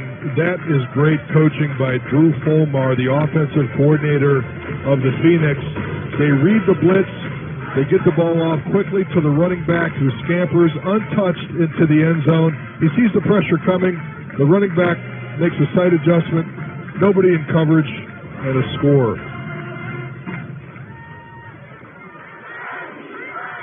The extra point is good. And the lead is 14, 35-21. Get the feeling Frank Sr. is going to be pretty happy with that play call. Not much to complain about there. All touchdowns this afternoon, no field goals, 35-21. 4th down, Gamble paid off to keep the offense out there, and let's look what Jalen Green saw. Watch, here comes the all-out pressure. Quarterback gets rid of the ball right away. Now, there may have been a miscommunication in coverage, because either the linebacker or the strong safety, number 23, Daniel Jones, is supposed to pick up the running back out of the backfield. He doesn't get to him in time, and Thomas is just too fast. He's able to get into the end zone. Looked like Daniel Jones, who went into retreat almost immediately, as Drew Fulmer, the offensive coordinator for Elon, has had himself a good day with the play calling and has taken advantage of the true freshman, Jalen Thomas. They're happy that he's back healthy right when they need him, just as Malcolm Summers goes out with injury.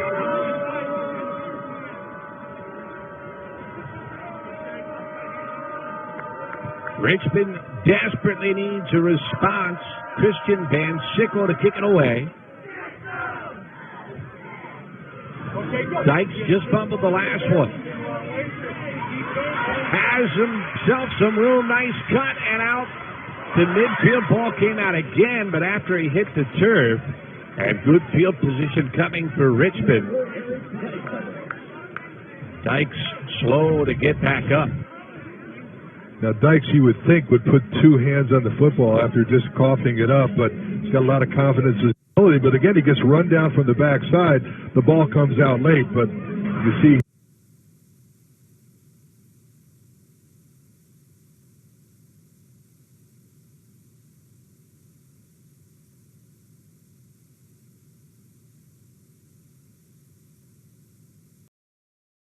Here. Trent Williams, who came in to finish off the tackle for Richmond. Green going to keep it, got some space to the edge, and with his speed, he turns the corner to the 37. That'll move the sticks. 9-yard pickup. Coaches love the added dimension of a quarterback who's able just to tuck it and run. You see the speed that he's got to get to the outside. Another first down for Elon. He's done a good job reading that, too. He's looking at Colby Ritten, the defensive end. And he comes down. He keeps it. There's nobody there on the backside. Keeps it again out near the 45. At the 44, they'll spot it. A gain of 7 for Elon. And now the clock certainly on the Phoenix's side. Final 2:40 or so in this third quarter, a 14-point lead and on the move. And Richmond's defense has been on the field a whole lot here in the third quarter. Even the scoring drive for Richmond was only 2 plays. McNair, nice stutter step move as he works his way into Richmond territory at the 48. Another first down. Yeah, nice complimentary back is McNair. You can see good job of finding the hole, bursting through it. He's a force out of the backfield. He's got 10 receptions for 105 yards, so he's a multi-talented guy. They say that's one of McNair's real strengths, the patience, waiting for that hole to open up. He's not going to rush things. Thomas back in there, up the middle, and tackled from behind. Maurice Jackson diving at his legs, got him for a loss of a half yard.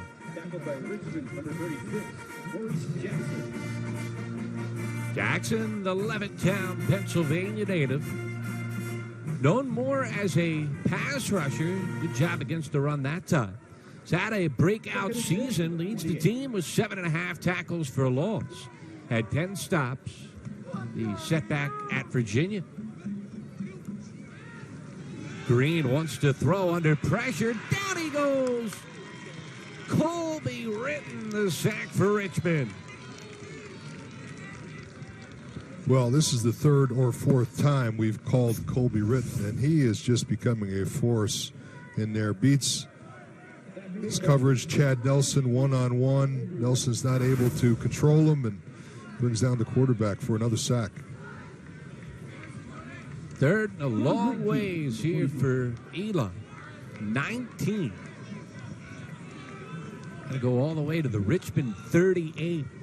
Clock bleeding away. Final 40 seconds of the third quarter. They were trying to set up a screen, but the rush got there too fast.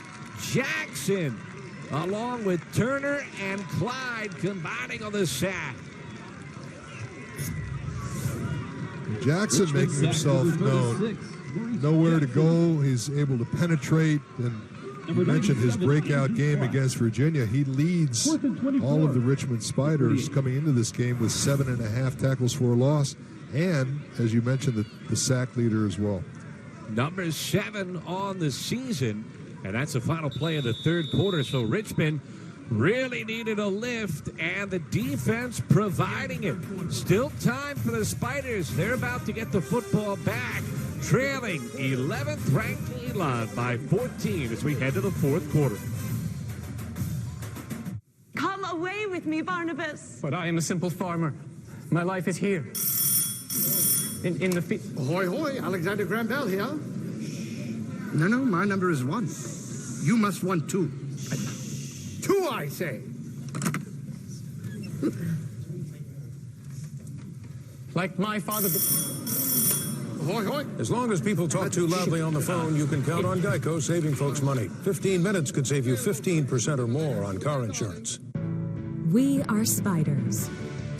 And we are drawn to the University of Richmond because of the things that are within us, like curiosity, confidence, ambition, drive.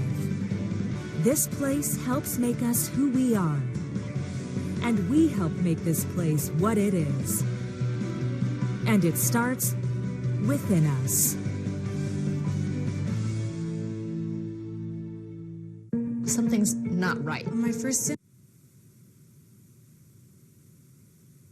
symptoms were constant tingling in my toes. My legs, sometimes they'll go numb. I had double vision. They said you have multiple sclerosis. Well, the beginning is the hardest time. Kind of had to get a grasp on reality. I had to adapt and change very rapidly. I had to learn how to drive with my hands. Yeah, that was interesting. I was a dancer. I don't see walking the way I walk any different than doing a dance. It just looks different. It's a different dance. You see me have an off day, it doesn't take away from who I am. A symptom may cause you not to be able to do that anymore. And at one point, I wasn't able to do any of those. But I would exercise every day. Since I've been cycling, it's definitely helped my walking. To make a lot of changes in my life and just adapt to it. I'm going to acknowledge its presence. I'm not going to discount it. But at the same time, I'm going to try my best to not let it stop me. It's a fantastic opportunity to be working together with a common goal of curing MS, and sharing is the key.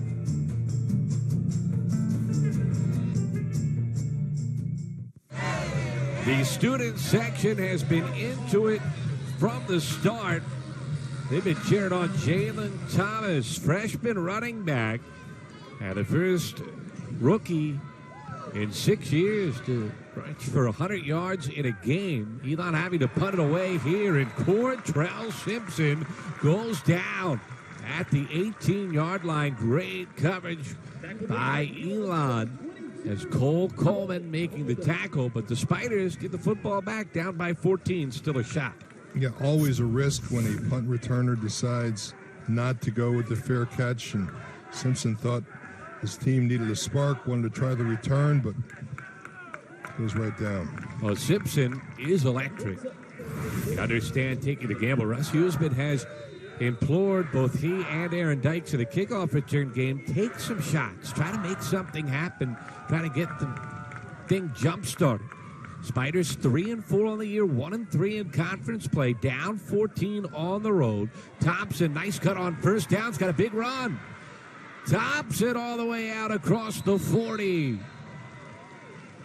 It's a gain of 25 to the 43. Deontez Thompson keeping it on the ground. A little hold there. It was uncalled on Richmond, but able to spring the runner. Thompson puts his head down for some extra yardage. Tyler Campbell paid to make that stop. First down for the Spiders. Joe Mancuso and company on the move. Thompson still the back. Mancuso looking left, and a completion to midfield. Caleb Drake cradling it. I'll say down at the Richmond 49, so a 6-yard pickup.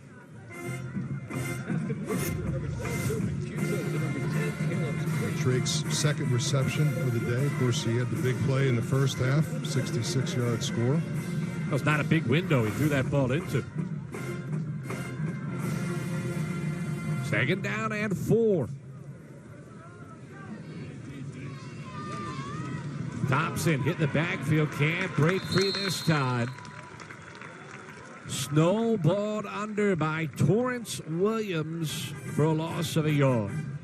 Torrance Williams, 6'2", 282, true freshman out of Burlington, North Carolina. Nice job of penetration, bringing down ball carrier Thompson. Comes from a football family. His brother played at Charlotte. His cousin, TJ, played here at Elon for the Phoenix.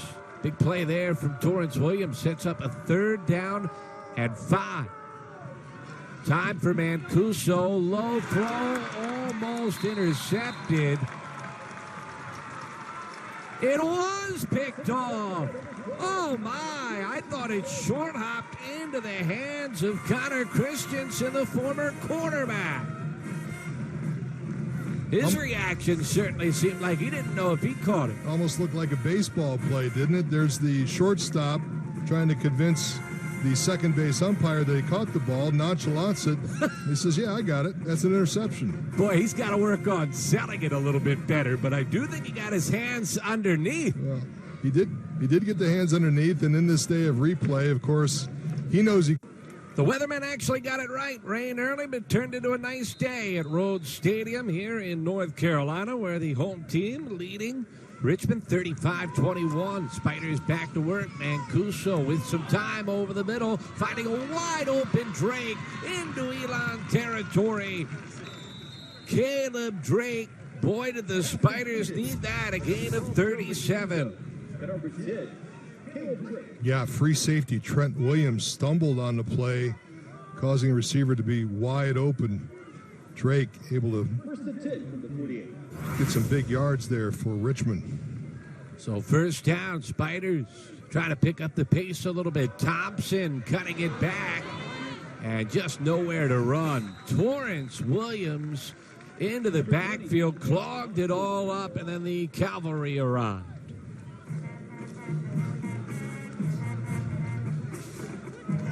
Pursue, pursue, pursue. That's what defensive linemen are taught. Never give up on the play. Penetrate.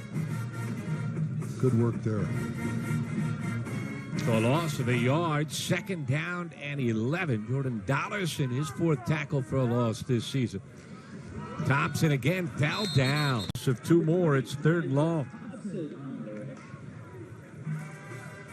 Well, you mentioned the grass playing surface here at Elon. Until this offseason, they were all grass. every one of their practice fields was grass as well. There was a game last year, as you see the conditions after the wet weather earlier, a game against New Hampshire where it rained every day for a week. Elon did not get outside to practice one time before the game and actually ended up losing that contest pretty decisively at UNH.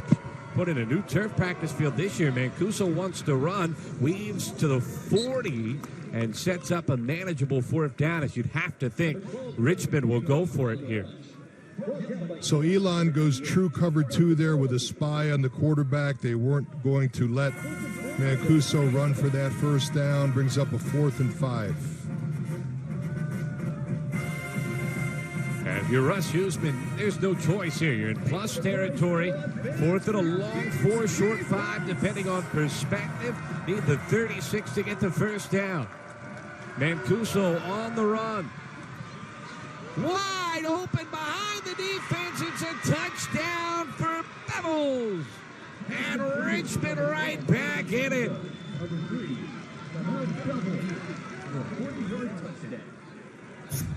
Well, I'd say that's pretty good for a guy who didn't catch a college pass coming into this game. Now, you know, it was a little bit of confusion there when the receivers crossed. It looked like the defense got confused, and they both went with the receiver on the sideline. The Bevel goes wide open down the middle.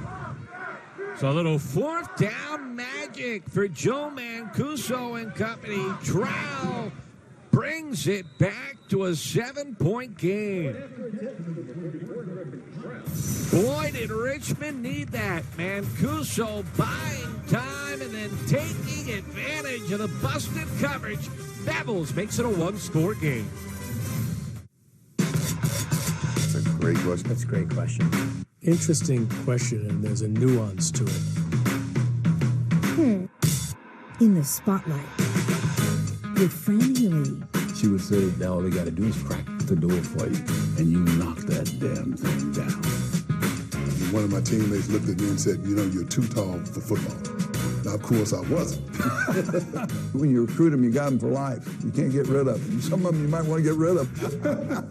Something's not right. My first symptoms were constant tingling in my toes. My legs, sometimes I'll go numb. I had double vision. They said you have multiple sclerosis. Well, the beginning is the hardest time. Kind of had to get a grasp on reality. I had to adapt and change very rapidly. I had to learn how to drive with my hands. Yeah, that was interesting. I was a dancer. I don't see walking the way I walk any different than doing a dance. It just looks different. It's a different dance.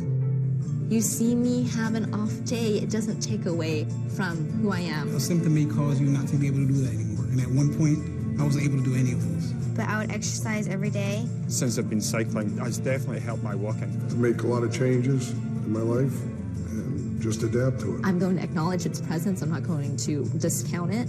But at the same time, I'm going to try my best to not let it stop me. It's a fantastic opportunity to be working together with a common goal of curing MS, and sharing is the key.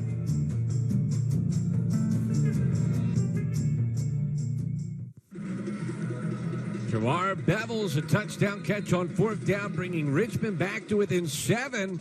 But now it's Elon's opportunity to go to work as Jalen Green has had a big day for the Phoenix. He really has. What an athletic quarterback, bouncing the ball outside. I believe he's now over 100 yards rushing on this game, which is fantastic. And you can see the nice pump fake there that freezes the defender, and the receiver goes wide open down the sideline for a score. He's doing it on the ground. He's doing it through the air. I just like his poise, his ability to pick out the wide open receiver. They're beating the blitz. All around good game for this quarterback, Green. Big mistake from Richmond as they kick the football out of bounds. Griffin Trowell, one of the best kickers in the country, having an uncharacteristic rough afternoon. Yeah, that's Free the kick out of cardinal sin. bounds. Kicking team. Elon is elected to have the ball placed 30 yards in advance of the spot of the kick. First down. Score quickly, you're back in the ball game, nice momentum, and now you give Elon the ball back in great field position. Now, the most impressive part about Green might be how smart he is. Here's a kid that arrived with so many AP college credits. The moment he stepped foot on campus, he was pretty much a sophomore at college. Gives it to McNair, who weaves and fights, and the ball came out. It was stolen away by Richmond. Darius Reynolds ripping it from McNair. The Spiders will get it at the Elon 40.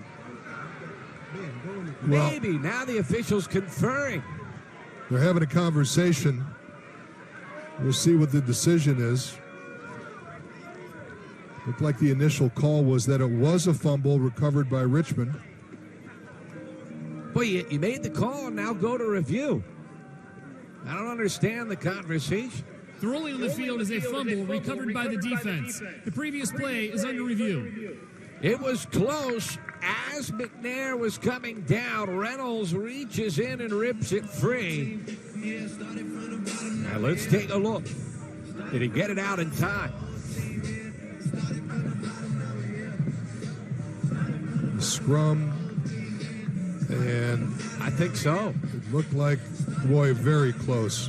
Hard to tell right there. Legs are churning. He's still got the ball, gets turned backwards, and it looked like the ball may have come out right there before he hits the ground. That's as close as it gets, isn't it? Not a definitive look, not a definitive call. I think it's a situation where you have to stay with the call on the field. But it's a heck of an effort by Darius Reynolds. Sure is, and what a big turnover this would be.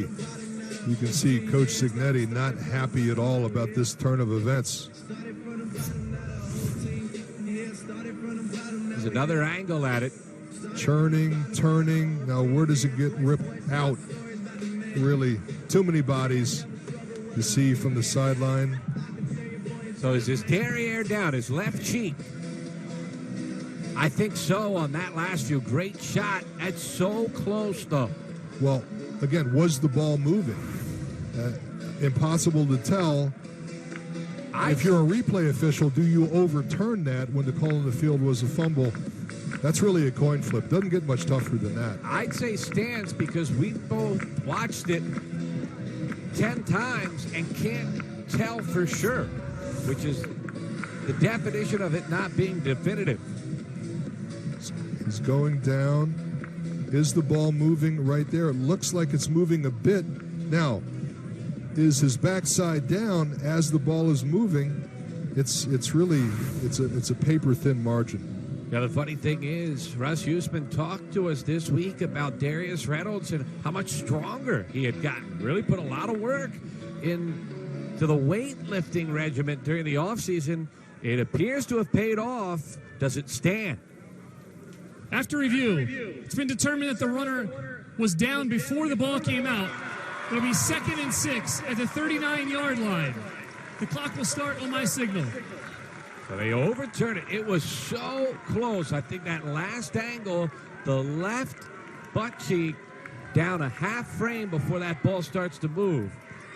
But I could understand why Russ Huesman and company would say that's not definitive. So 2nd down and 6, a deflating turn. Green stood up. Billy Coggle, the tackle. Let's take one last look at that overturned call. Well, I'm frustrated. I mean, if the call in the field, I don't see a definitive look there. Is the ball moving? I don't know how you tell from that replay. I've said this before. I respect everybody's job. In football, the replay officials have a difficult one. In my opinion, I don't see how you overturn that call. So a 3rd down and 5. Still a chance for Richmond to get off the field. 4-man rush. High throw incomplete. Jalen Thomas looked back at his quarterback, a little confused, but Green was running out of time, just had to get rid of it as Andrew Clyde was coming in. Yep. Good pressure again by number 97, Andrew Clyde. So interesting. Elon's got to punt the football away again. Richmond only down by 7. Plenty of time in this football game. And you can kind of sense that the momentum is slightly shifting back to the Spiders. Wilkins for a 2nd straight punt back to return.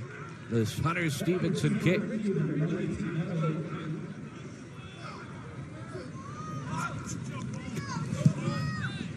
Nice high boom, and Wilkins forced to call for a fair catch. He makes it at the 20.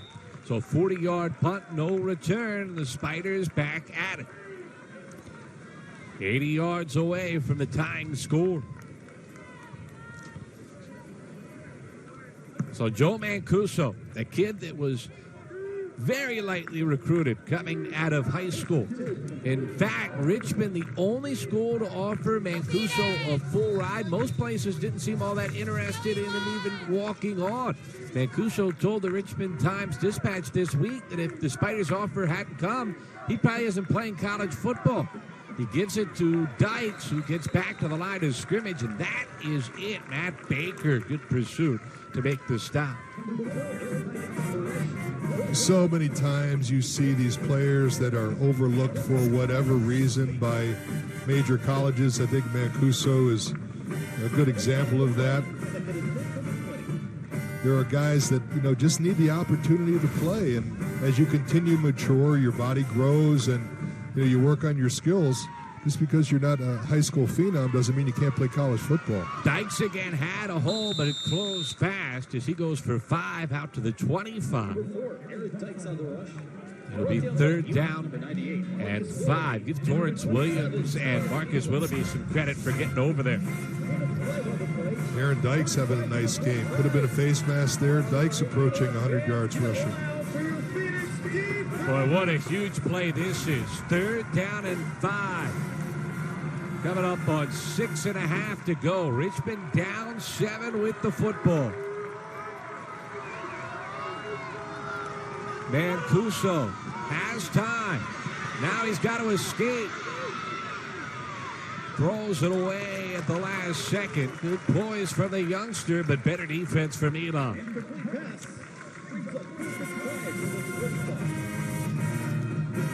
Good pursuit there by number 90, Kadrian Darity. Back up defensive end, and the pocket just collapses, nowhere to go. And this is a smart decision by Mancuso. There's a lot of time left in this game. He knows he's about to get sacked. Oh, pretty quick kid. And he was closing on him fast. So they'll punt it away. They've done a good job avoiding weeks all afternoon, and the Richmond bounce. As this one gets out of bounds right at the 30.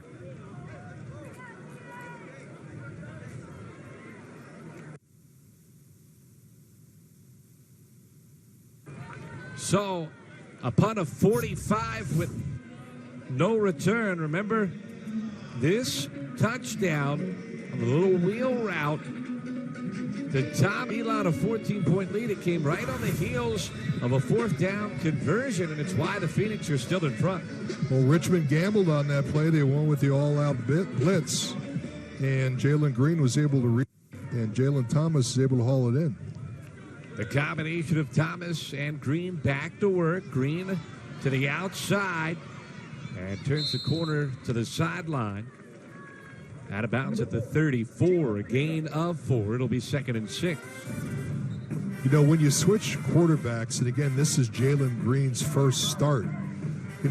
As you study film, the defense, they're looking at Davis Cheek, and then when you realize that he's not going to play, now how do you prep for a quarterback that you really have only seen for 3 quarters? Very difficult assignment.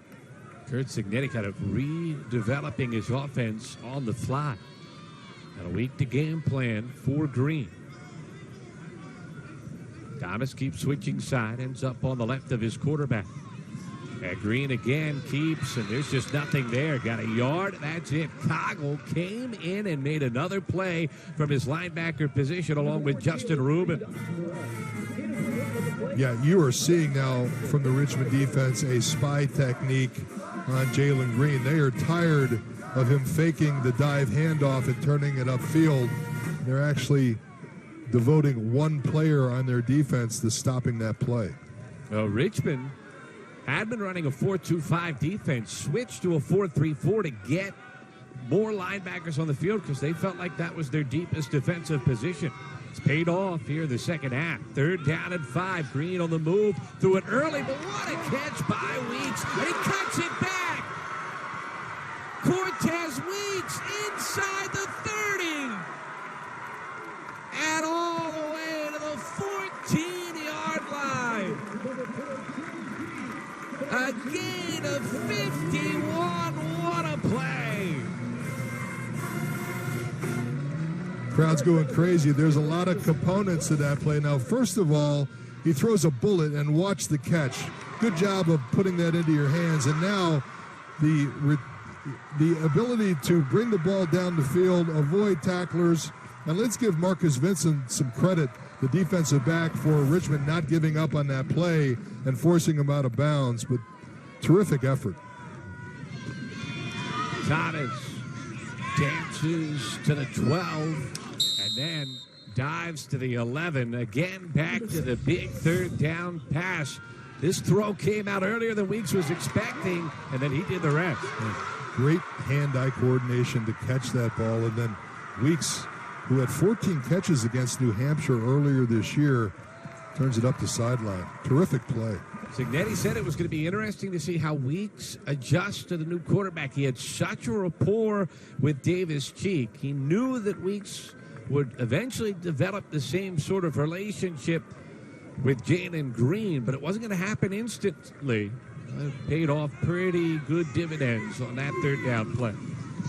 Thomas again, Ritten got him at the line of scrimmage, and Russ Huesman wants to stop the clock as we're down to the final 3+ minutes in this 4th quarter. First timeout of the second half for the Spiders. Yeah, time is now the enemy of the Richmond Spiders, and I agree with this call by Coach Huesman to stop the clock. He's got to hope for a defensive stand, perhaps a missed field goal, to get the ball back with enough time to score the tying touchdown. You know, cliches are cliches for a reason, because a lot of times they're true. Football literally is a game of inches. I mean, when you think about how the big picture could have changed if that call on the field stands instead of being overturned and Richmond ends up with a short field. If you look at the CAA standings right now, Elon's 2-1. A win here, they're still competing for a conference championship. But a loss, they're out of the conference title race. They're just hoping to make the playoffs. Meanwhile, Richmond, they would have been 2-3. Outside chance in postseason competition. Game changed on the matter of a quarter inch. As here's McNair on 3rd down. Goes to the 11, and Richmond will take its second time out. And a big field goal upcoming for the Phoenix. It's not over yet, but a field goal would all but ice it. As we look at the CAA standings now that we were just alluding to, Elon's right there for a conference championship, but a loss today ends all of those hopes. Listen, imagine the job the committee is going to have in trying to select the teams for this playoff. You're going to have teams that perhaps have 3 or 4 losses in the conference that are certainly one of the best top teams, playoff-worthy teams in the country. And I don't envy that job, because this is a strange year, and the CAA is very competitive top to bottom. We had Villanova last week. Now, Villanova has tremendous injury problems, right? If they get their 6 or 7 starters back, including their quarterback, they're one of the best teams in the country, and they're probably not going to make the playoffs. They would have to win out at this point, but certainly capable of doing so. Here's Skylar Davis, a chance to all but ice this one to make it a 2-score game. Big time kick, no good. Wow, is that a big break for Richmond?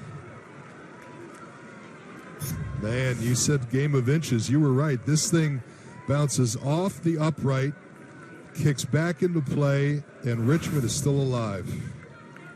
Wow. Tried to drive it through, and the iron unkind. And the Spiders still some life. They got to go 80, but they've got 3:04 and a timeout to work with. What a big spot for Joe Mancuso. Well, this game has been a track meet. It's probably a fitting ending.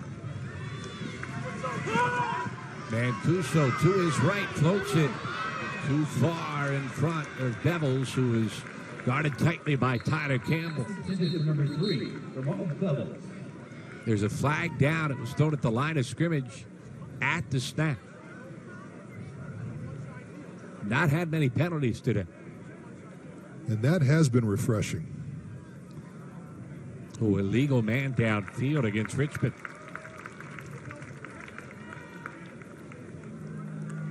Each team just one penalty accepted against it so far this afternoon. We're trying to figure out whether they want to accept the penalty. They are going to decline it, which will bring up... Ineligible player downfield. Offense number 77. Penalties declined. Second down. Brings up a 2nd and 10.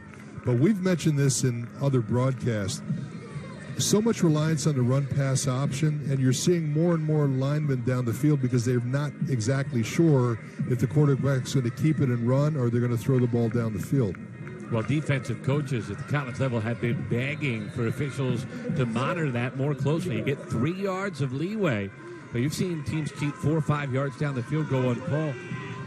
Play action. Stepping up Mancuso. Finding Wilkins. Dropped it at the 45. Oh, my goodness. One of the most sure-handed receivers Richmond has.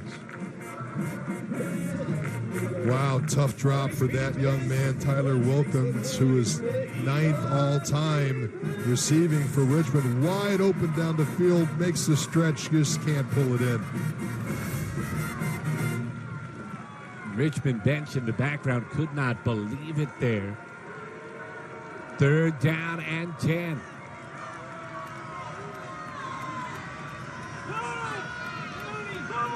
Right back to Wilkins. Oh, again off his fingertips, but a flag comes down for targeting.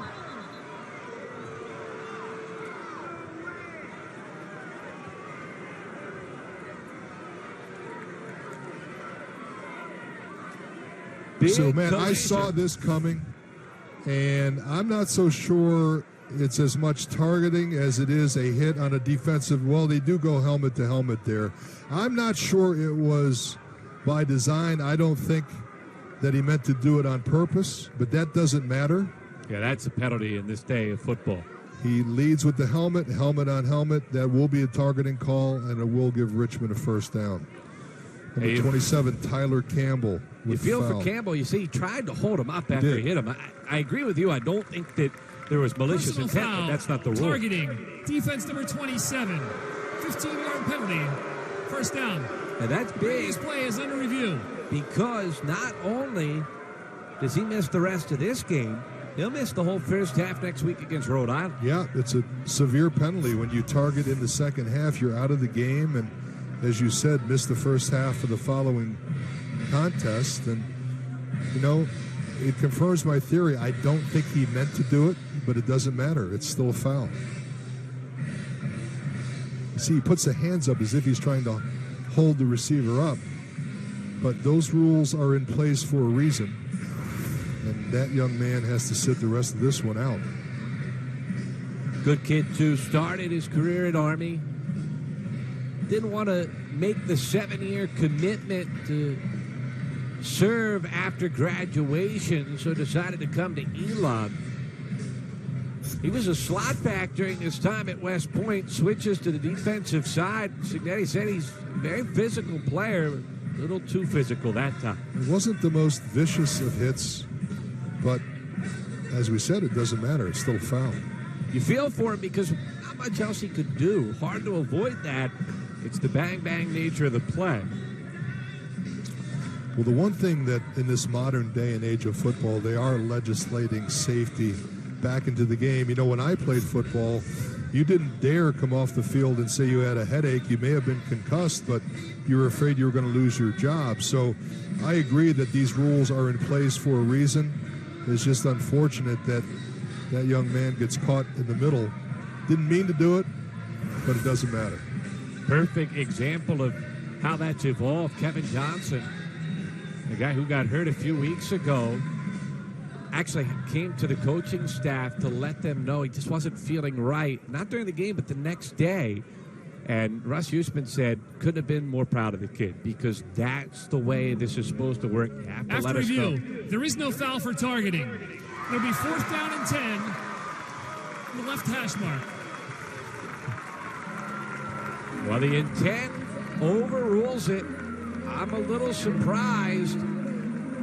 It was not a violent helmet-to-helmet blow, but it was a helmet-to-helmet collision. And it will be a punt. No, they will go for it. I thought originally they might think about punting it away, but they have to go for it here. The Richmond sideline left. is really upset. They are not happy at all. They've been on the short end of 2 or 3 calls here in this second half. So got to get the 30-yard line to keep the offense out there. Trailing by 7. Mancuso on the move. And he's sacked back at the 15. Matt Baker, it's a turnover on downs, and that might salt it away for the Phoenix. One more time, we call Matt Baker's name. 9 tackles for a loss coming in to lead this Elon Phoenix unit. He comes up with what probably is the clinching play this afternoon.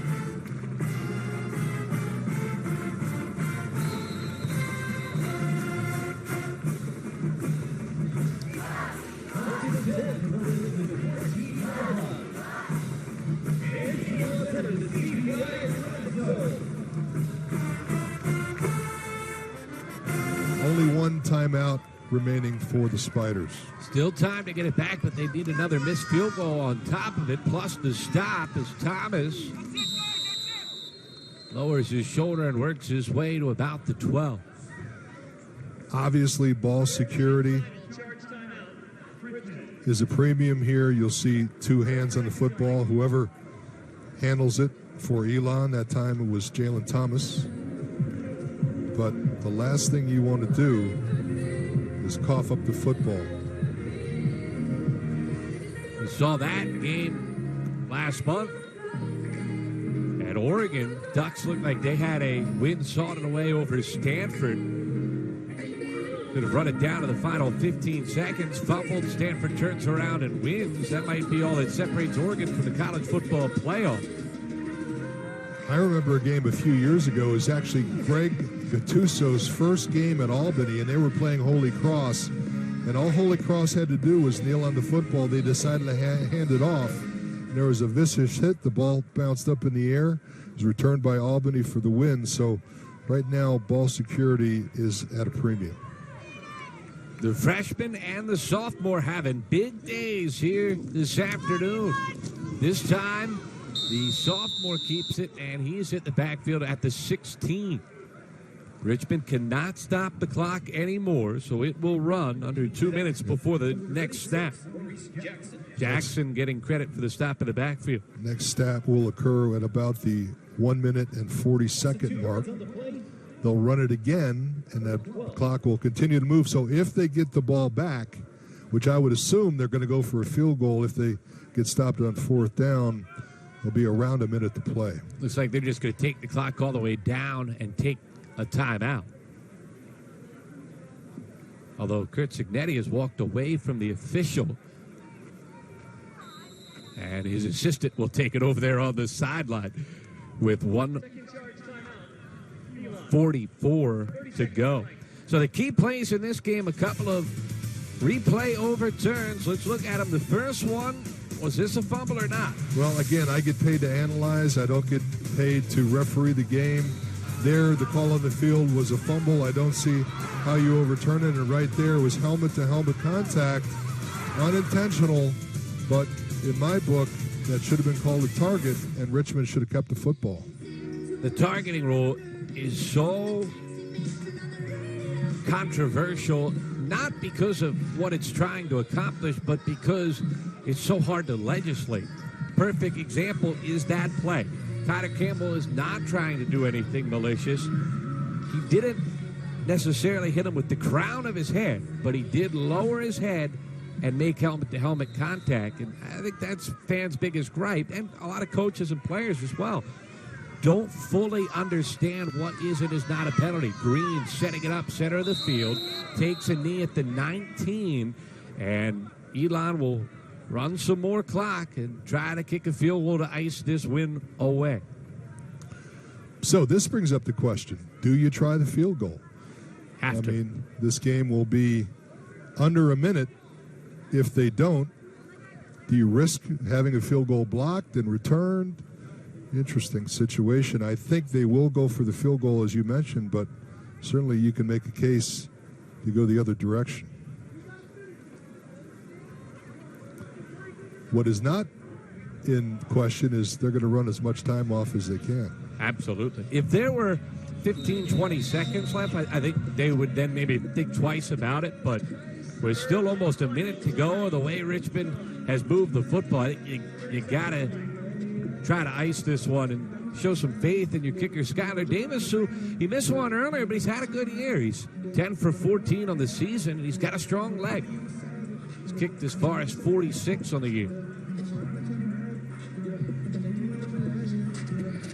What a day, Jalen Green in his first career start as the Phoenix in line for a victory and in line to put 38 on the board if they knock this kick through. And you can see the guy he was forced to replace due to injury, Davis Cheek, doing a little coaching on the sideline. Good to see Cheek still involved. It is. And here we go. Hit the left upright last time. Davis from 37. And that one's good. Elon up 10 with under a minute to go.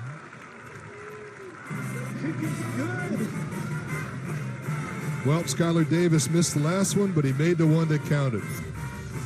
All-out rush here by the field goal block team, and the holder, number 11, Daniel Thompson, again, the senior quarterback, pretty happy guy. Now, if you're Kurt Cignetti, you got to be happy with this win. It wasn't flawless, anything but.